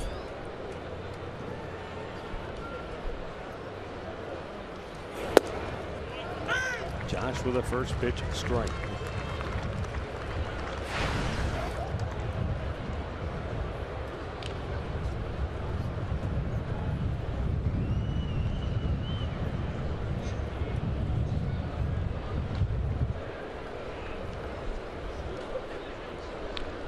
Now the 0-1.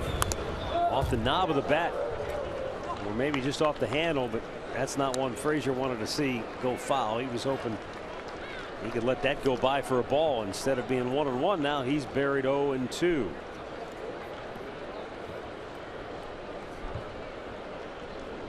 Well, no real threat to run at first, but Santana does hold him on.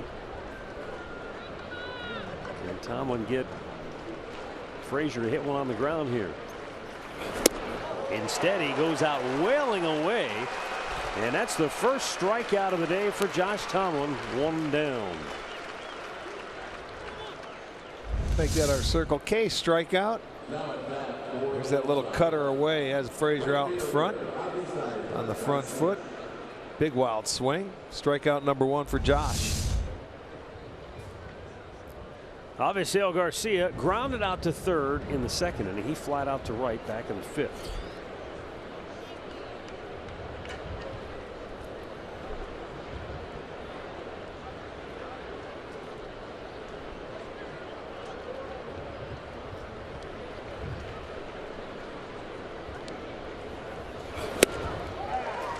Ties him up, strike 1. I think that's probably overall a better approach against Garcia. If you let him extend the arms, he can drive it out of here the other way, even with the wind blowing in. We saw him do that earlier in the series, hit a home run right down the right field line.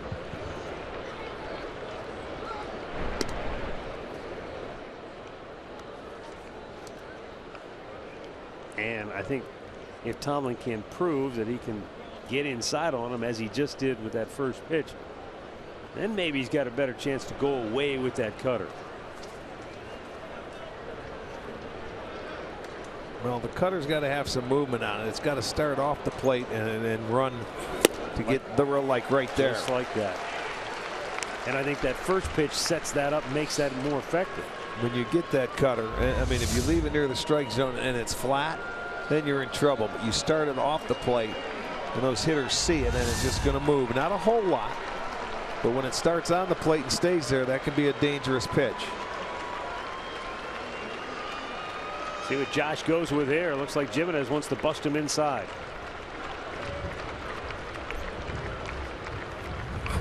Tied him up, and he might have gotten away with one there. I don't think that's where Josh wanted it, and Garcia fouled it straight back. Well, let's take a look as he's coming in. It was in enough. Yeah, it was in just enough. He had a great swing on it, and it'll look pretty, but it was in enough where he really couldn't get the barrel head of the bat out in front. But that's about as far in as I mean, you don't want to miss any more out over the plate. Yeah, this is still a big, strong individual. Let's see where Jimenez wants to go this time. Josh concurs with the breaking ball. And the 0-2 curve, no chase. It's a great idea, though, because he's had success with that curveball and getting hitters to chase it. Yeah, and you know, you just trust that Jimenez is going to block it. You got the right guy on first base. You know, if it goes into the dirt and it just gets away, not far away, not a speedy base runner where you have to worry about bouncing it.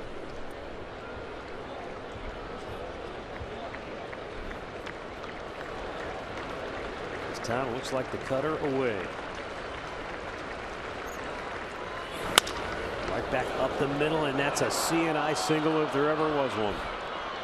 He didn't hit it hard, but he got just enough of it to find its way into center field. And now Chicago is 2 on with 1 out. Yeah, he got his ground ball, but it happened to find a hole up the middle. Now what do you do? Do you bring in Otero?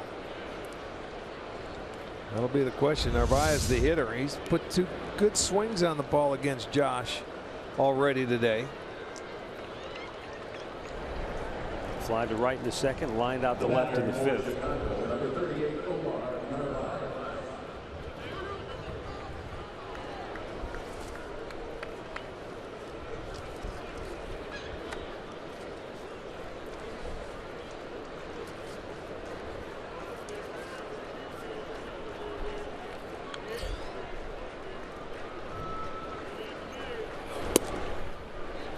And a strike to the outside edge.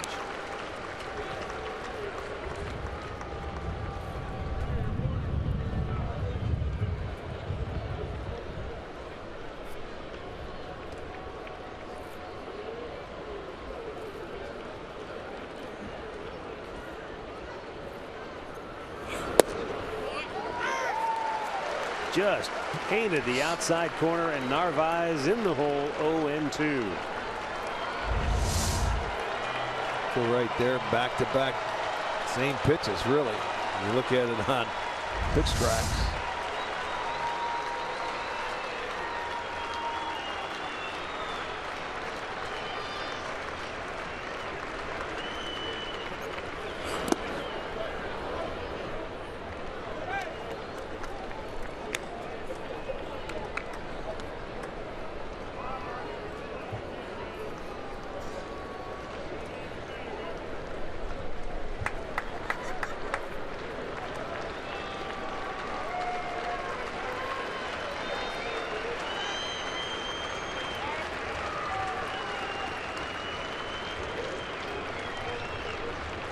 See Jimenez nodding in agreement with Tomlin after Josh shook him off a couple of times.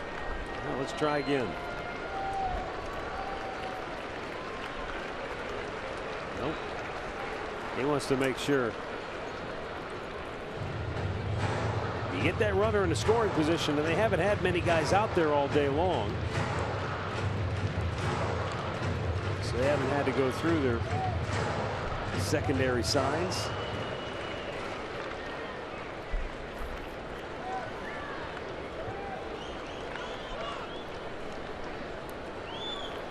Two on, 1 out. Here in the 7th, the 1-2 pitch. Weakly tap, and that could be trouble. Martinez with a bare hand grab, but no play. Well, that's the way it goes. Josh Tomlin has pitched a whale of a ball game, but here in the 7th, an error, a seeing eye single, and a weak tapper that just found a perfect spot to settle in the grass. And now the bases are loaded. You know, when you take a look at that curveball, Jimenez went down like he was going to block it in the dirt. It was so outside and down, but he was able to put the bat on the ball. He kept it in play and really hit it where nobody could get to it. So it's unfortunate. They've had a couple of those hits in the inning, but with the start of the inning, with the error, they have bases loaded, just one out. And you've got the number 8 hitter Sanchez, singled in his last at bat, drove in the only run in this ball game. We're going to get a pinch runner now. J.B. Shuck will come in and run for Justin Morneau at third base. It's number 20, J.B. Shuck. Shuck briefly with the Indians a year ago, and now he's got a chance to help the White Sox extend their lead, because if he scores from third, obviously on a fly ball to the outfield, they want a little more speed up there.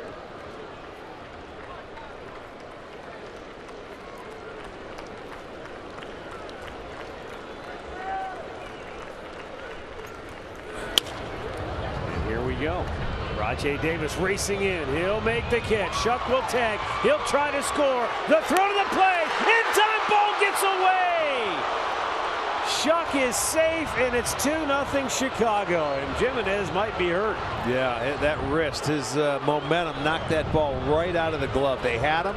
It was a great throw by Davis, and as Jimenez caught that ball and went for the tag, he knocked it out of his glove, and that wrist was probably really sore.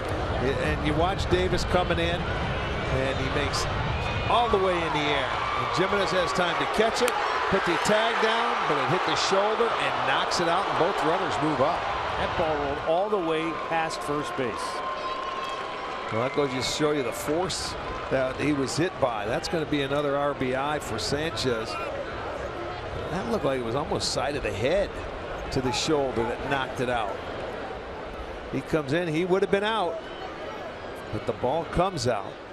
Now they want to look, and I don't know what they were looking at. I mean, the glove hit him in the side of the head on the tag. Sure did.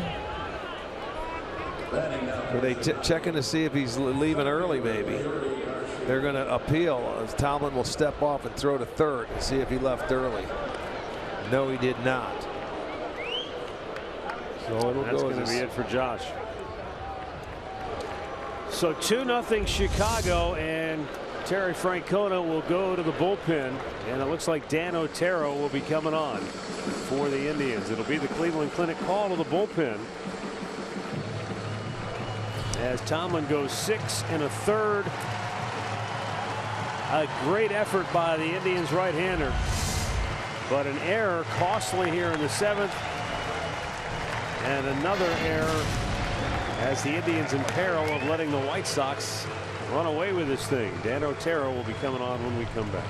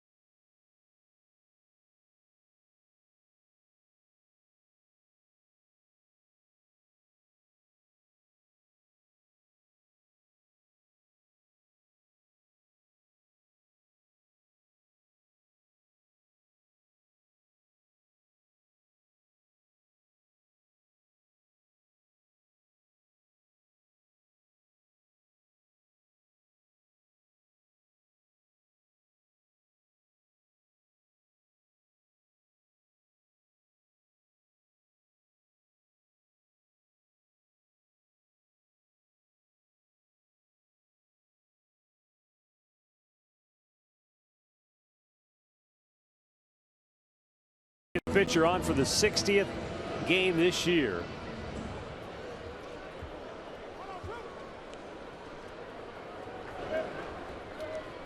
And he's in a tough spot with runners at second and third. There are 2 outs. The Indians are down 2-0. Lurie Garcia is the batter. Otero, a ground ball specialist at times, throws a sinker away, ball 1.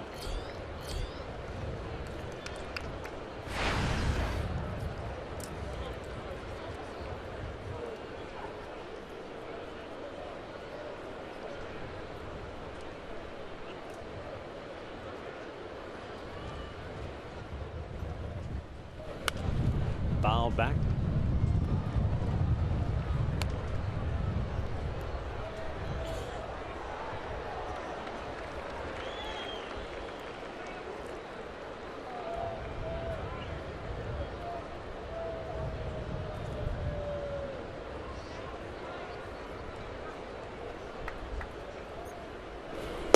Swung on and missed. Otero throws it by him.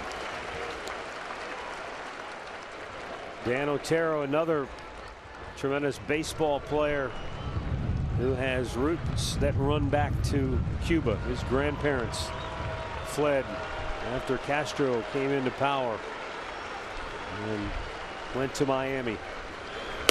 Just off the outside part of the plate.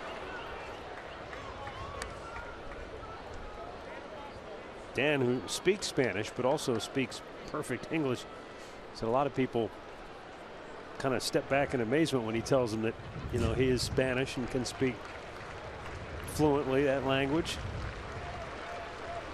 The 2-2 swung on and missed. Otero blows it by him, and the inning is over. So the White Sox get another run on a close play at the plate. He was out, but the ball popped away. It's now 2-0 Chicago.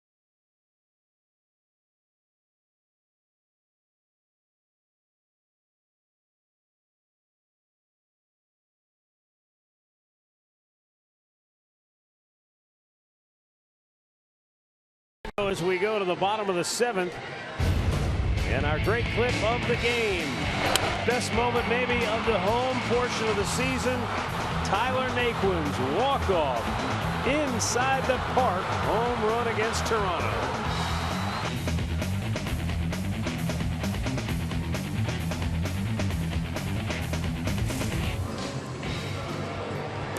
Well, they this one's shaping up to be another potentially fantastic finish, but at some point they're going to have to get some guys on base and make something happen. They had their first 2 on to start the 5th, but could not come through, and now it'll be Santana, Geyer, and Coco Crisp batting in the 7th against Carlos Rodon. Yeah, they're certainly, it's going to be a come from behind victory if they get one today to end their home schedule this year. That's for sure. The way this guy's been pitching, he has been lights out. You're looking at him. I'm looking at the pitch count, hoping they can get him out here, but he's only at 75.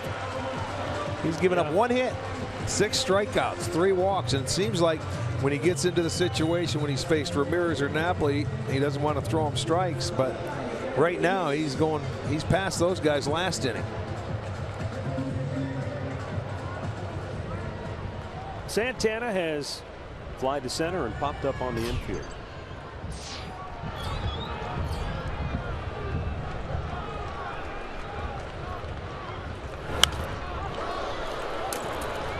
That will get out of play.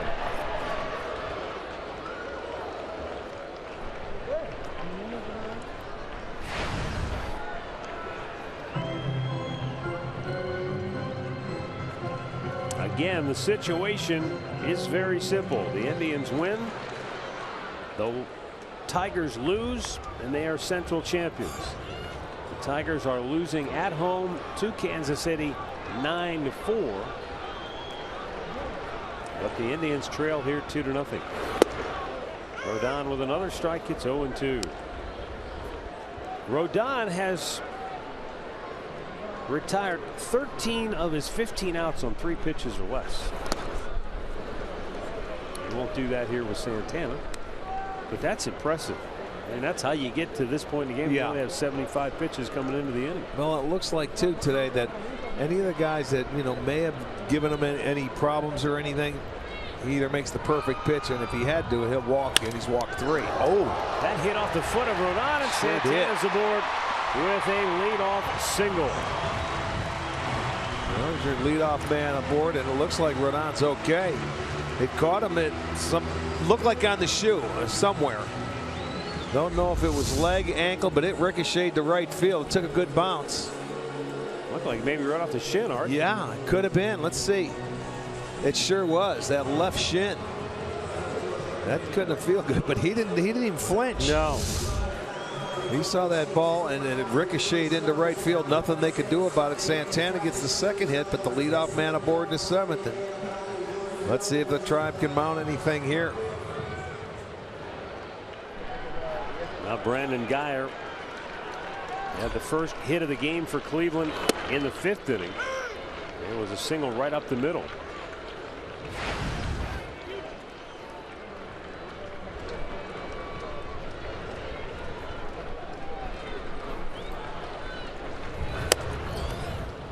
There's that good fastball. I tell you, this is when you know a pitcher's on his A game. He's got 2 or 3 different ways to beat you as a hitter. His fastball's been anywhere from 92 to 97 today. Yeah. His slider's been vicious. Oh, just torched him. Well, 97. I'll tell you what, there's nothing wrong with that shin.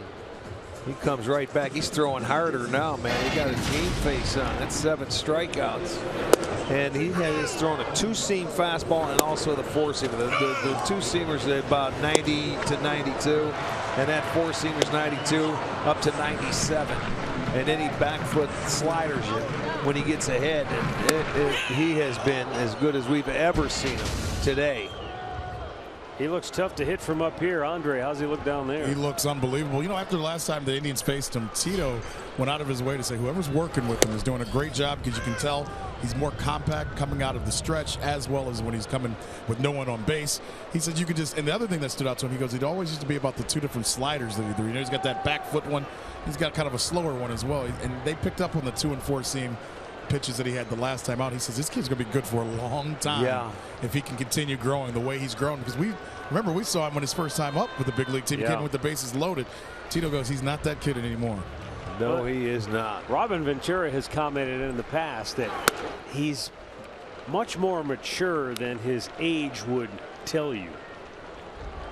Now, whether that's just simply a product of his parents who raised him, or just his innate ability to handle the situation. The 1-1. But normally you would not throw a rookie into his first major league appearance with the bases loaded and nobody out. But that tells you what Robin Ventura thought of him, because just just normally wouldn't do that to a young pitcher, but he figured his kid can handle it. You don't want to do that to a veteran pitcher, let alone a rookie making his first appearance. Yes, he did. That's that back foot slider. Gets you looking for that fastball, and then boom, the bottom falls out, disappears. 8 strikeouts for Rodon. Now you see me, now you don't. Yeah, and you go walking back. Gonna get a pinch hitter. As Jesus Aguilar will bat for Chris Jimenez.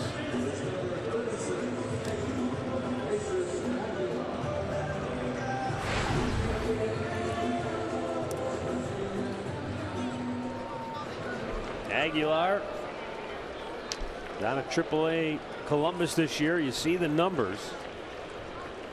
The average, though, in the second half much better, while the power was there really in the first half. He hit .292 in the second half of the AAA season, but 23 of his 30 home runs were hit in the first half.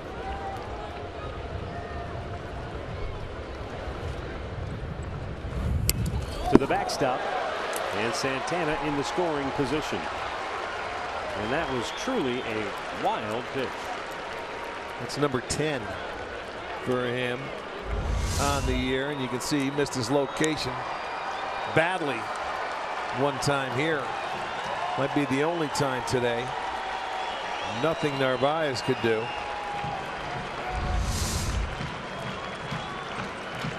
But a base hit could get you on the board. The outfield very deep. They haven't had many chances whatsoever today. Boy, this guy has been electric. I mean to tell you, Chicago, and we talked about it when we were there, they've got some left-handed starting pitching that boy is to die for. When you start with Chris Sale, we saw Quintana last night and he wasn't on his game, and then you see Rodon, who's on his game, and they can be electric. First time through, he had 1 swing and miss, and the first time through the lineup to the Indians. The second time he had 3. Going through the third time when it's supposed to be tougher, he has 6.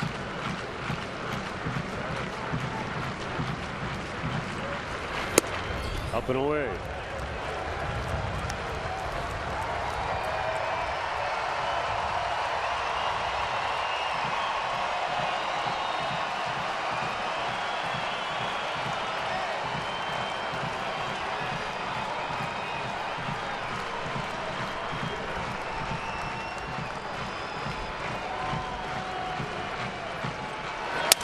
Broken bat bounce to the third. Frazier has it and throws him out. 7 complete. Chicago 2, Cleveland nothing.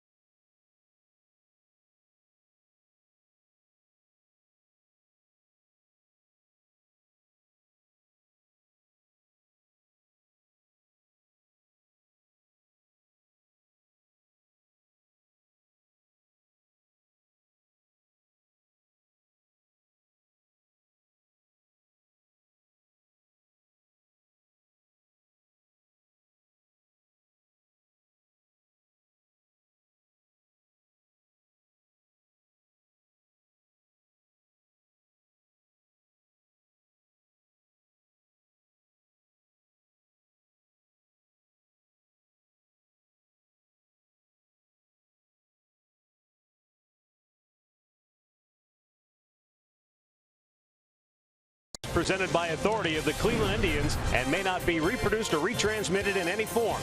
And the accounts and descriptions of this game may not be disseminated without the express written consent of the Cleveland Indians. All right, we go to the 8th inning. 2-0 Chicago. And the new catcher is Adam Moore, takes over for Chris Jimenez. This game's been truly a throwback game. And when I say throwback, I'm thinking to games that I've read about, researched, as Martinez unloads in a hurry to get Anderson. Talking about back in the early 1900s when Addie Joss of the Indians would face off against the White Sox. We're going back that far? Big Ed Walsh, those two guys, I mean, they could throw a 1-0, 2-0 type game against each other because, I mean, I guess, you know, it's the dead ball era. Hits weren't exactly plentiful, but those were two of the best of their era. I mean, Big Ed Walsh won 40 games one year. Imagine that, winning, starting 40, let alone winning 40. Addie Josh had a perfect game against Chicago in the twilight of a season.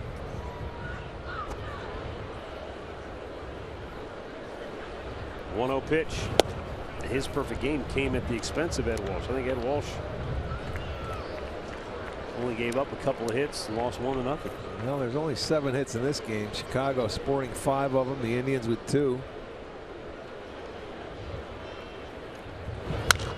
Bounce to first, but foul.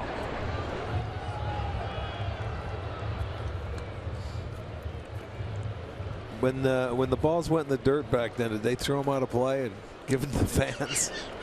I was just curious. They probably had about 6 to start with. I know, at half a dozen. Go get that ball. Here's your half a dozen for the night. Hard hit ground ball to second. Wouldn't you love just for a minute to go back in time, just for a day, just to experience it? Oh, I would love to make a road trip with them on the trains. Oh, you know, play your doubleheader on Sunday, get on the trains and get in there. That would have been fun. But like you said, I'd just be curious to be able to walk through the park and see the difference. How many baseballs did they use for a game? What the baseballs look like, right? I'm thinking, you know, when you say the dead ball era, they were like hitting rocks.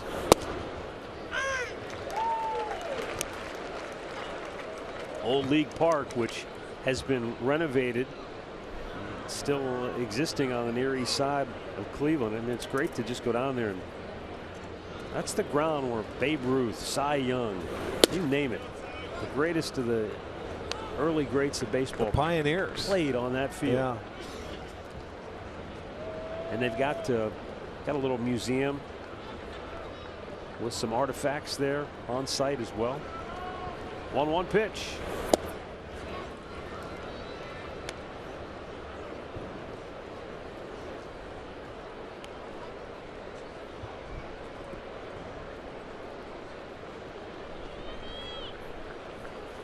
And Otero's 2-1.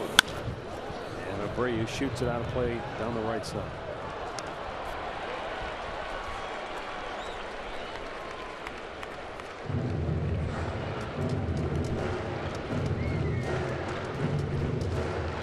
I think it would be cool to go back in time just to see the fans at those games, dressed with the top hats and everybody wearing ties.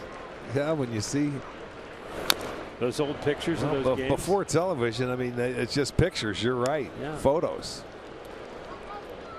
The fedoras, the top hats, the long coats. Yeah. Now it's T-shirts and ball caps. Yes, it is. And thank goodness any for that. different color. Here's the 2-2. Ground ball to short. You're right. You look at those old photos, it looked like they all shopped at the same clothing store. The White Sox go 1-2-3. We go to the bottom of the 8th, drive down 2-0.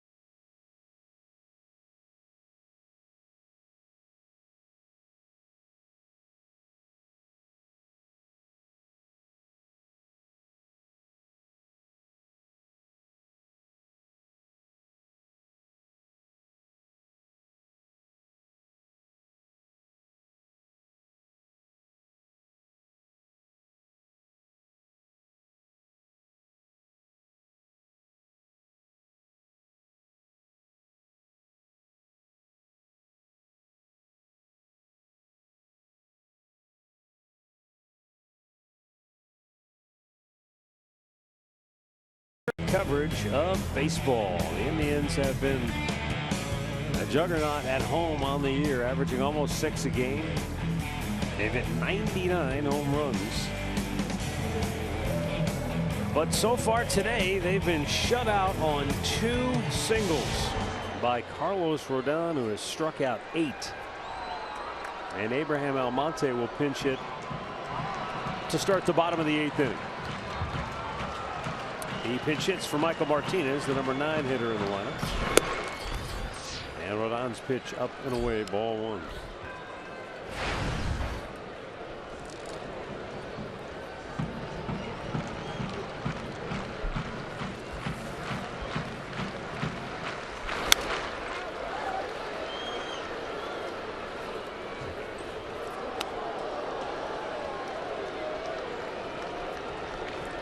Maybe I'm reading too much into it, but this guy is pitching like a man possessed here today.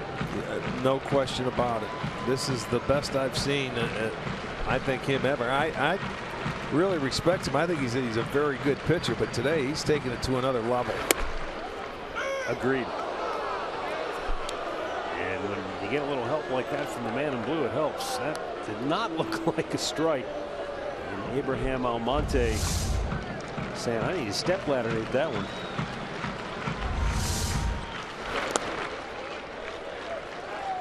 But it's just the fact that he's been able to command a fastball that's 95 and above, mix in a 2-seamer, throw a nice breaking ball. I mean, he's just had. I'll tell you, he's had a heck of a day as Narvaez, where that ball's moving everywhere. He's been all over the place. Like I said, a goalie. I mean, there it is. As if on cue. And it's another save, a glove save. But I mean, this kid, we look at him and we see how he's throwing the baseball. But I'll tell you what, this kid's doing a great job behind the plate too. The payoff pitch and a curveball hit toward right but foul.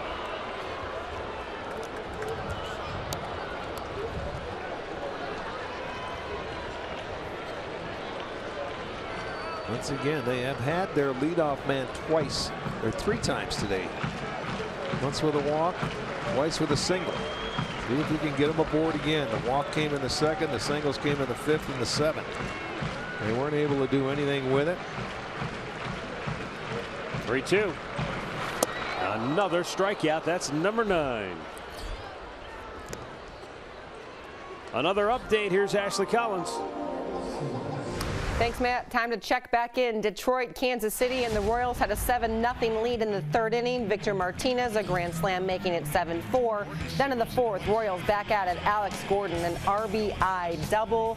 That would put them up, and the Royals lead it right now 9-5, bottom of the 5th. That's where all the offense went today. Yeah. Yes, it did. 14 runs there, 2 here, and they're only halfway through that game. Well, we had a feeling it would be that way, the way the top of the 1st went. Yeah. The 0-1. When your starting pitcher doesn't record an out, you figure it's going to be a long day.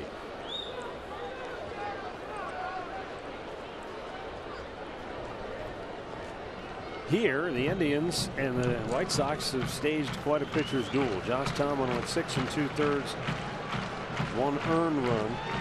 2 runs allowed. Rodon with 7 1/3 scoreless. And he's got Rajay 0-2, looking for his 10th strikeout of the afternoon. He's already equaled his season high with 9 strikeouts.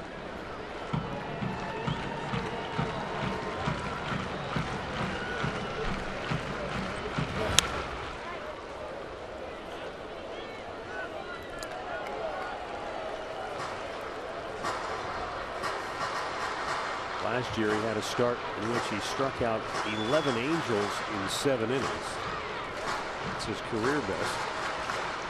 I'm looking at his pitch count, and I know Ventura would like to see this guy stay in there, but being in the 8th inning, only 1 out, he's at 103. The most pitches he has made this year is 122. That came in August, but I don't know if they'll let him go that high. But blew it by him, and that's number 10, a season high. 10 strikeouts for the lefty Carlos Rodon. And Raja, he's gone down 3 times today. He is, look at that, just a fastball. He throws it by you. It is no fun catching this guy. Look at Raja's just having a double clutch to make sure it's in his glove. He has had moving on. Look at the pitching coach sitting back there. Don Cooper. Yeah, right. Just let him go.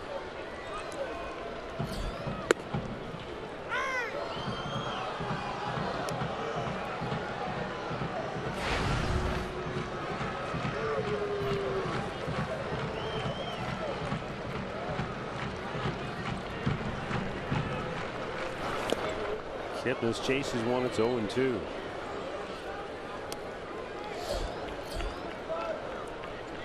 What a game. 71 strikes out of the 105 pitches he has thrown today. 10 strikeouts, 3 walks. In tight. And he has allowed 2 hits. Geyer a single up the middle. And Santana a single. Struck him out. He equals his career best with 11 strikeouts in 8 shutout innings of work.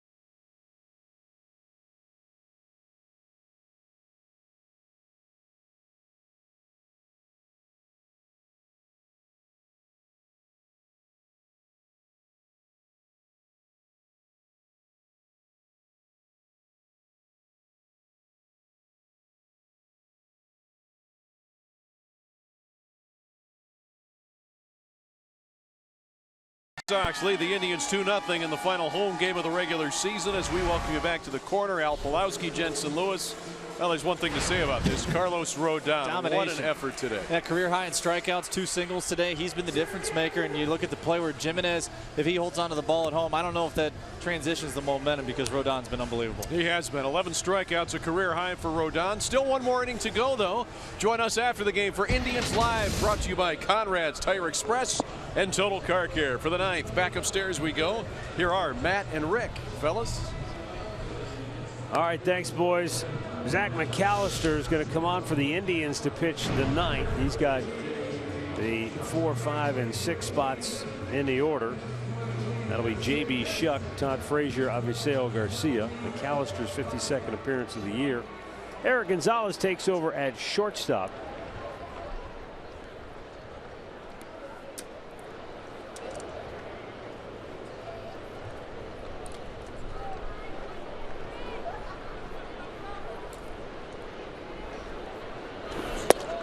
And a pitch over the outside corner for a strike.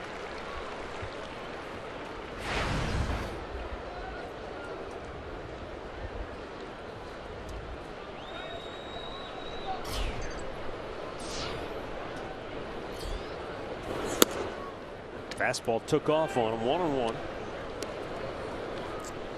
Well, if you're the Indians now, then Zach McAllister, you got to put a 0 on the board. It looks like they're going to get Robertson, who was out in the bullpen getting loose. That would be a break.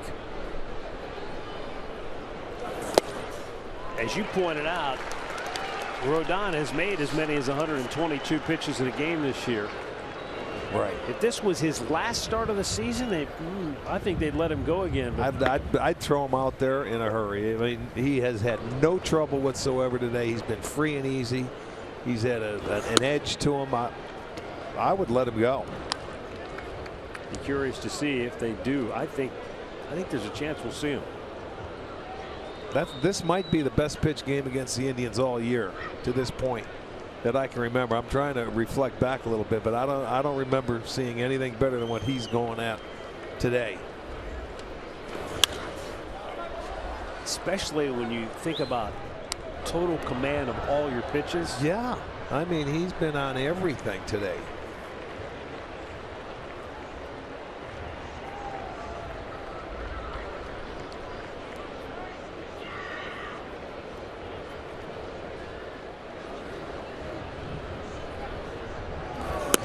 Up and away.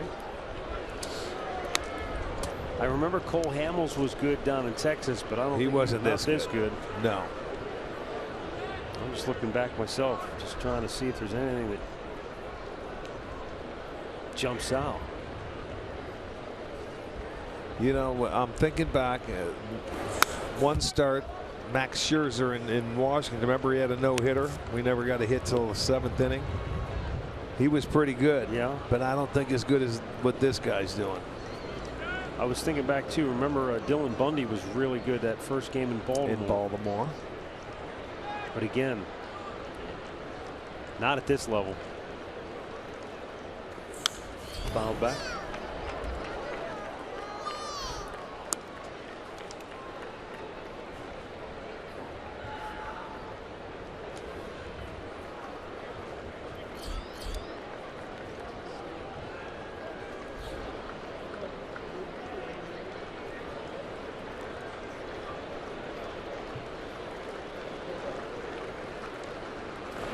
Out of play. J.B. Shuck came on as a pinch runner for Morneau in the 7th. Morneau reached on an error. And then Shuck tagged at third, came home. He was going to be out. But on the tag, Jimenez lost the handle on the ball when he collided with Shuck's head and shoulder on the tag. Ball went flying. Shuck was safe. And a fly ball to left. Sends Coco Crisp into the corner, and he hangs on. One away.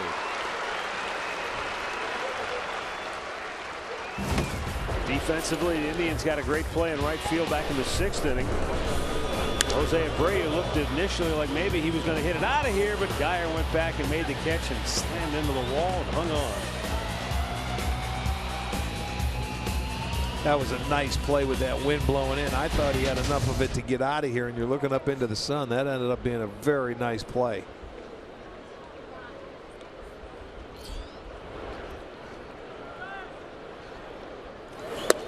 Todd Frazier taking. There's a strike. He's 1 for 3. Singled, stole a base, and that was important in the 5th inning. He came around to score on a sharply hit ball to left field by Carlos Sanchez. And that was the White Sox first run. Low and away.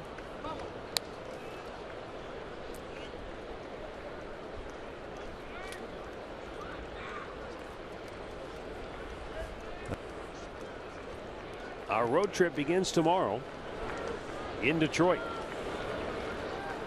4 against the Tigers, then 3 next weekend in Kansas City to wrap up the regular season.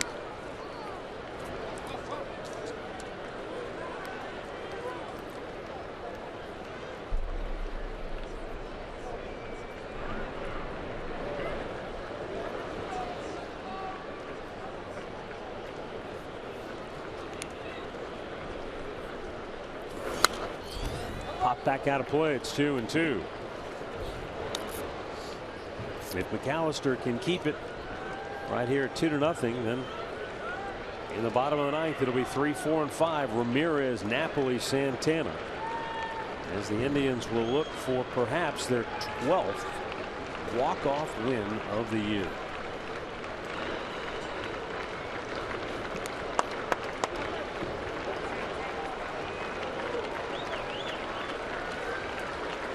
The 2-2 upstairs, full count.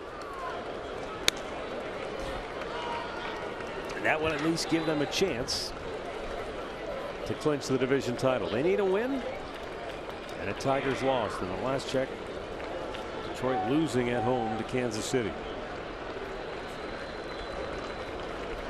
Now the payoff. McAllister walks him. 1 on, 1 out. The attendance here this afternoon, 19,650. So for the season, just over 1.5 million have come to Progressive Field. I'm sorry, the attendance today was 24,118, which gives them an average of 19,650 for the year.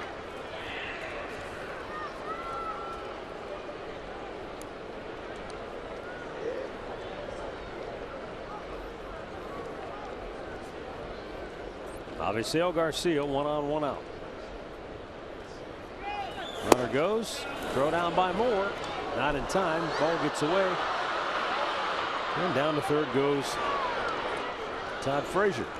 Well, you're going to get a stolen base and another error, and that'll be the the fourth of the day. No, the third. I stand corrected. The third. Let me see what happened on this throw. Short hopping. I don't know where it hit. It hit off Kipnis's glove and deflected. Yeah. And it hit the base. That's what I was wondering. What took the hop? So it hit the bag. I mean, it did catch the end of Jason's glove. It hit the bag and it deflected. So that'll be a stolen base and an error. Up and in on Garcia. Second error for the catchers today.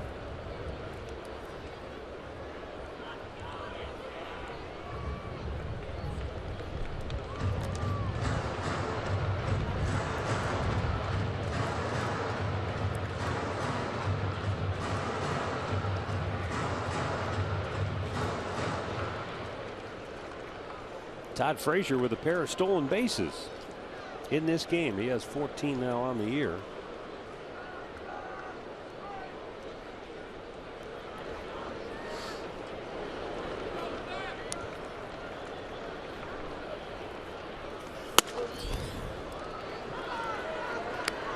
Three and 0.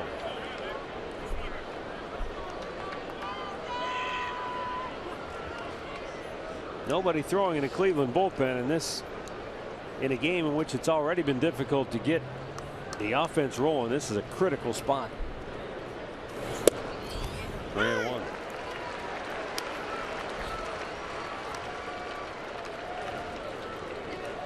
If McAllister can somehow find a way to get out of this, it might give him a little boost heading in for that last turn at bat. The 3-1. And now it's full. Back into the count. Got to reach back and make one more quality pitch here to retire Garcia without allowing that run to score from third.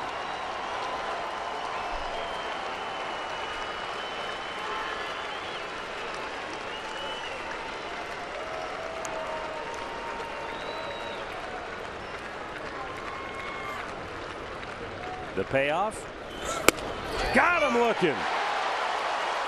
The Express blew it right by him. He came right back from that 3-0 count. That's a nice job by McAllister.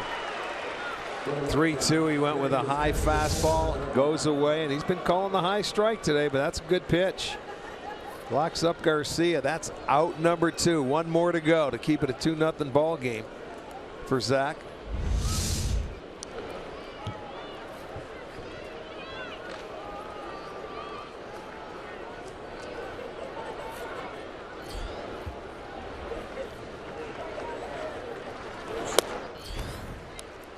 Omar Narvaez with an infield hit his last time up, 1 for 3 today.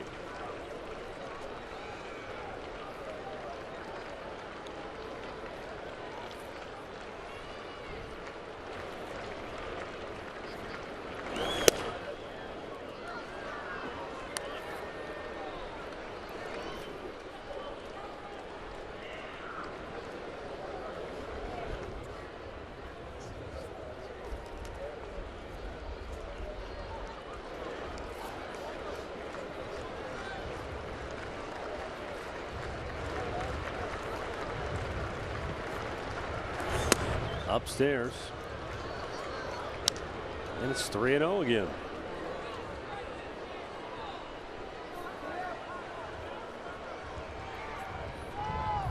Omar Narvaez out of Venezuela. Originally signed by the Tampa Bay Rays.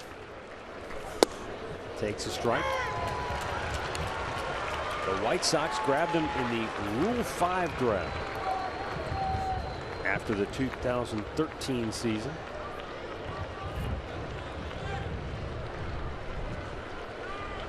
.3-1 offering. Zach has to pitch with a 3-0 count. I was just going to say, what is it? It's like a completely different guy.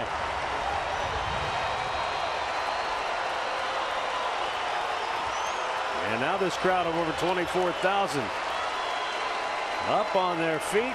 The 3-2 pitch. And a base hit into left field. 3-0 White Sox. McAllister can't get out of the jam. And Chicago extends the lead. Narvaez with his second hit of the day. Yeah, and another 2-out base hit to get him a run. Well, you see him dig it out, go the other way. And they get their third one. That's a big run right there. Because now you need more than that one base runner on to bring the tying run to the plate. You know, and I mean, at 2-0, the way it's gone to this point with just 2 hits is going to be tough. But now that other run there with a big 2-out base hit, Narvaez his second hit of the day. So the errors, the walks, that's cost the Indians a couple of runs today in this ball game. You go back, and in the 5th inning when Chicago scored their first leadoff single, it was a stolen base that paid off. They got the next 2 outs, and then you get the base hit. And the other 2 runs scoring, there was errors and walks. So a couple of gifts, and in low-scoring games, and you're not going to win any hits with any games with 2 hits anyway. So they're going to have to go to work, and they could do it, man. It's been their style here at home. Walk-offs. Carlos Sanchez has driven in 2 runs today, and takes a strike.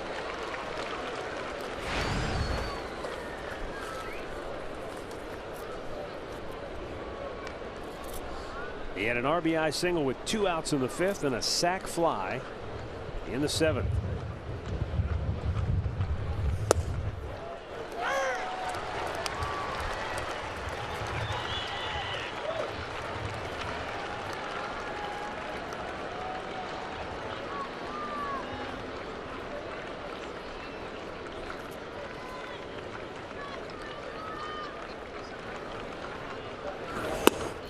Up the ladder he went, 1-2.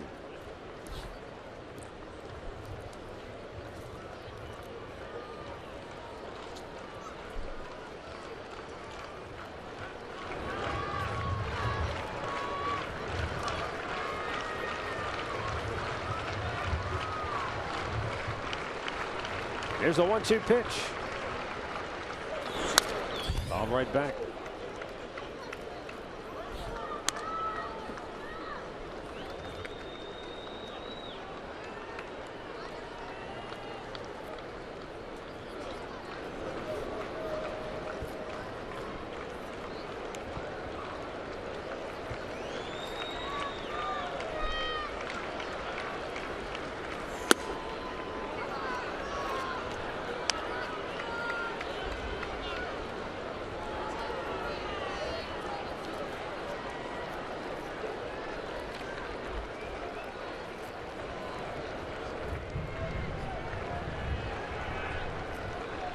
Zach McAllister trying to work his way out of this now with a runner at first, 2 down on the 2-2 pitch. Full count.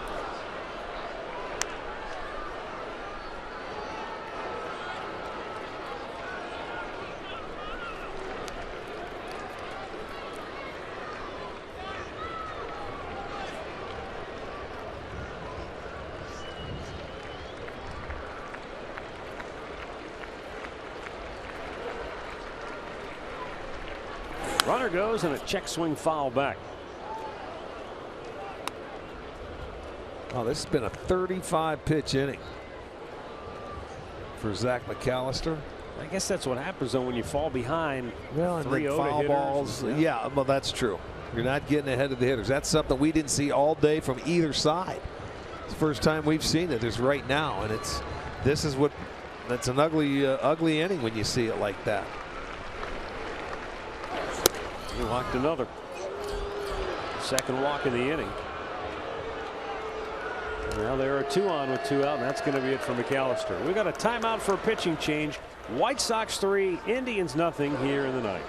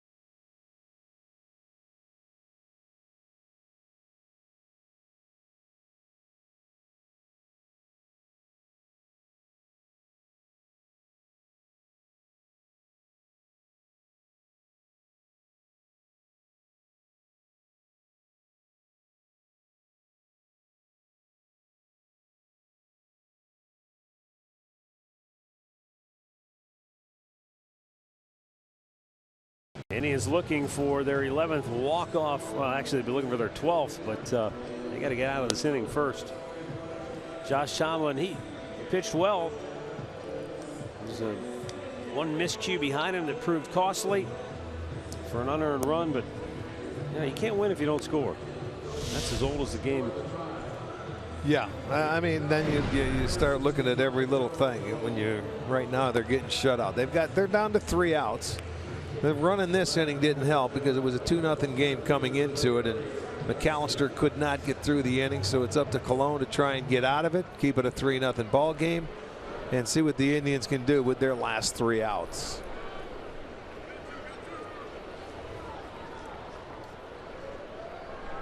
Joe Colon will try to get that final out here in the ninth.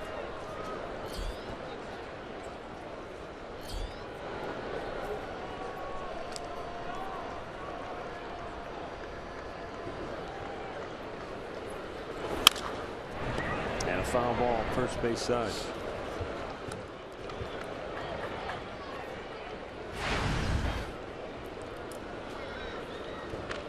Lurie Garcia 0 for 3.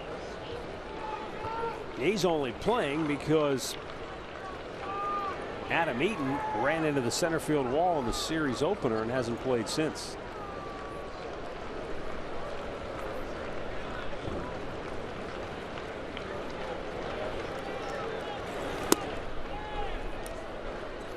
One ball, one strike.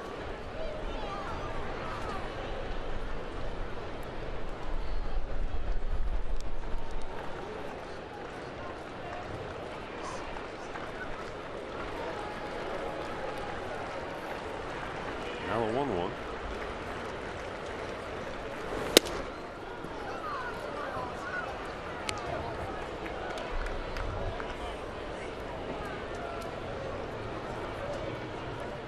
The September shadows creeping long onto the field down the left field line. That's why if they could have had a quick inning, it would have been hitting by now.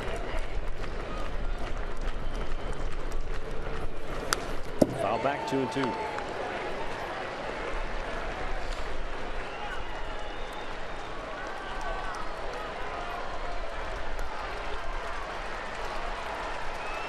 in a perfect fall afternoon.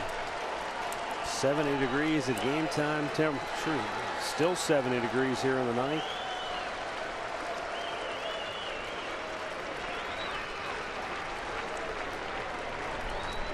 Joe Colon looking, has the sign and the 2-2. Missed in off the plate, full count. You watch all these other guys pitch, and it just goes back and makes you appreciate the way Josh Tomlin the guys that strike zone, where they throw strikes, they pitch from in front. They Dan make Otero guys did swing the same bats. thing when he came in, inning in the third, and it was quick. Bang, bang, boom. That's why this game and Rodon has been so good, doing the same thing. Runners go on the payoff pitch, and a fly ball to center off the end of the bat. Rajay has to race in, makes the catch to end the inning.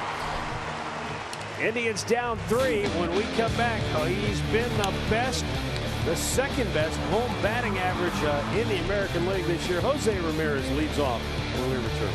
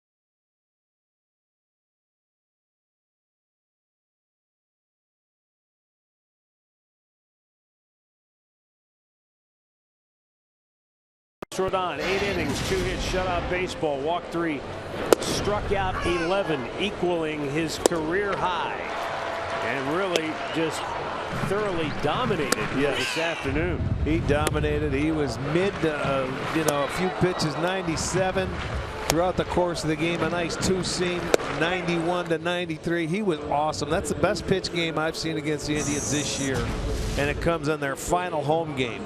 Well, you know what? It's a good thing you get them out of there. You bring in their closer, David Robertson, but I'll tell you what, the Indians are down to their last 3 outs, and they've had magic all year. Don't stop now. 35 saves for him out of 42 opportunities. He has blown 7. The key here, even though you're down 3, see if you can get that leadoff man aboard.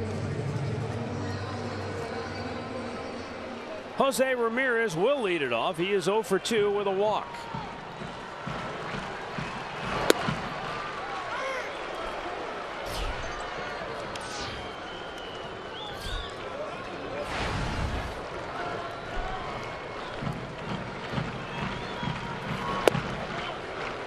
Two quick strikes. Robertson appears to be sharp.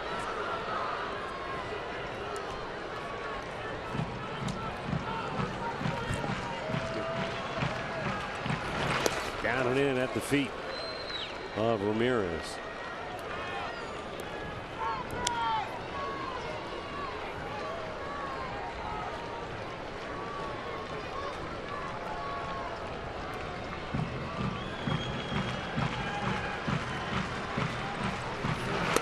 Struck him out.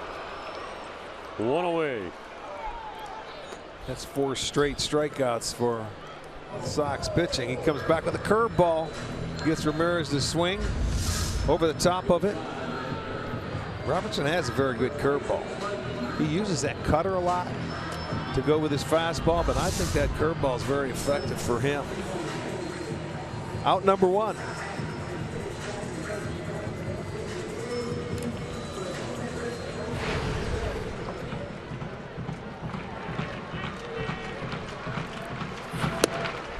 There's that little cutter.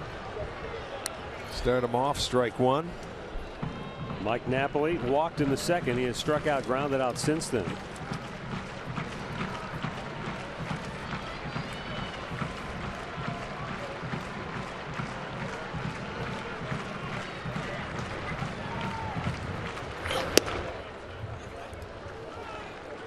And the count 1-1.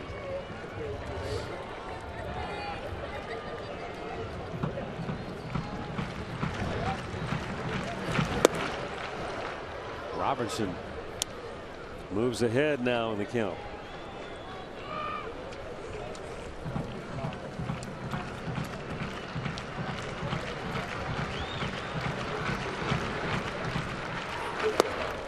And down on strikes is Napoli, and there are 2 down.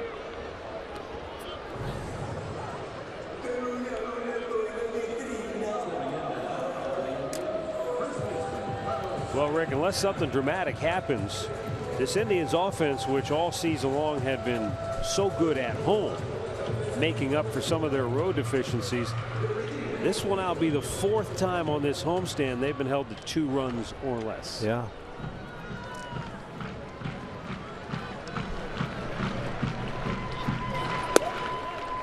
And strike 1.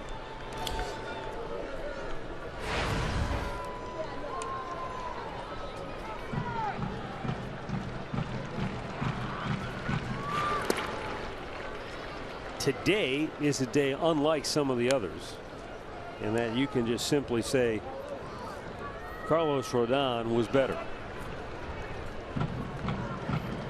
He was elite. Popped out of play. Jose Quintana last night, different story, but he still held him to only 1 run.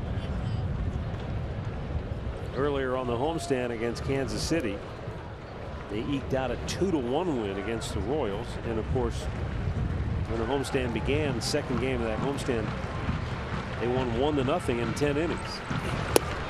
Down on strikes, the Indians really swinging and missing a bunch here this afternoon. 14 strikeouts in all for White Sox pitching as they blank the Tribe 3-0. 3rd time this year the Indians are shut out at home. And unfortunately for them and their fans, it comes in the final home game of the regular season. So they'll head to Detroit and try to wrap up the Central Division on the road. The Indians are 90-65 on the year. The White Sox will leave town 74-81. Carlos Rodon, the winner, he's 8-10. The loss to Josh Tomlin, who is now 12-9. They just ran into a buzzsaw today. Carlos Rodon was, boy, he was on top of his game. That's the best pitched game, the best game I've seen pitched against the Indians this year. He was dominating. And it didn't matter, you know, that first run, it would have held up anyway. So you go on, even though it looked like the Tigers are going to lose today, they have a chance to clinch again tomorrow night. That'll be their magic number. Should be down to 1, but you have to wait till that other game's a final as well. Well, it's all in their own. You're right. You know, it's all in front of them now. You win, it's over, and that's going to be the story tomorrow night in Detroit. So an undisappointing end to the home portion of the season here this afternoon. But when they come back home, this is going to be a different joint. It's going to be rocking because it'll be postseason baseball the next time the Indians come home here to Cleveland. For Rick Manning and Andre Knott, I'm Matt Underwood. Thanks for watching. Stay tuned. Indians Live with Alan Jensen is next. We'll greet you from Detroit tomorrow night at 7 Eastern.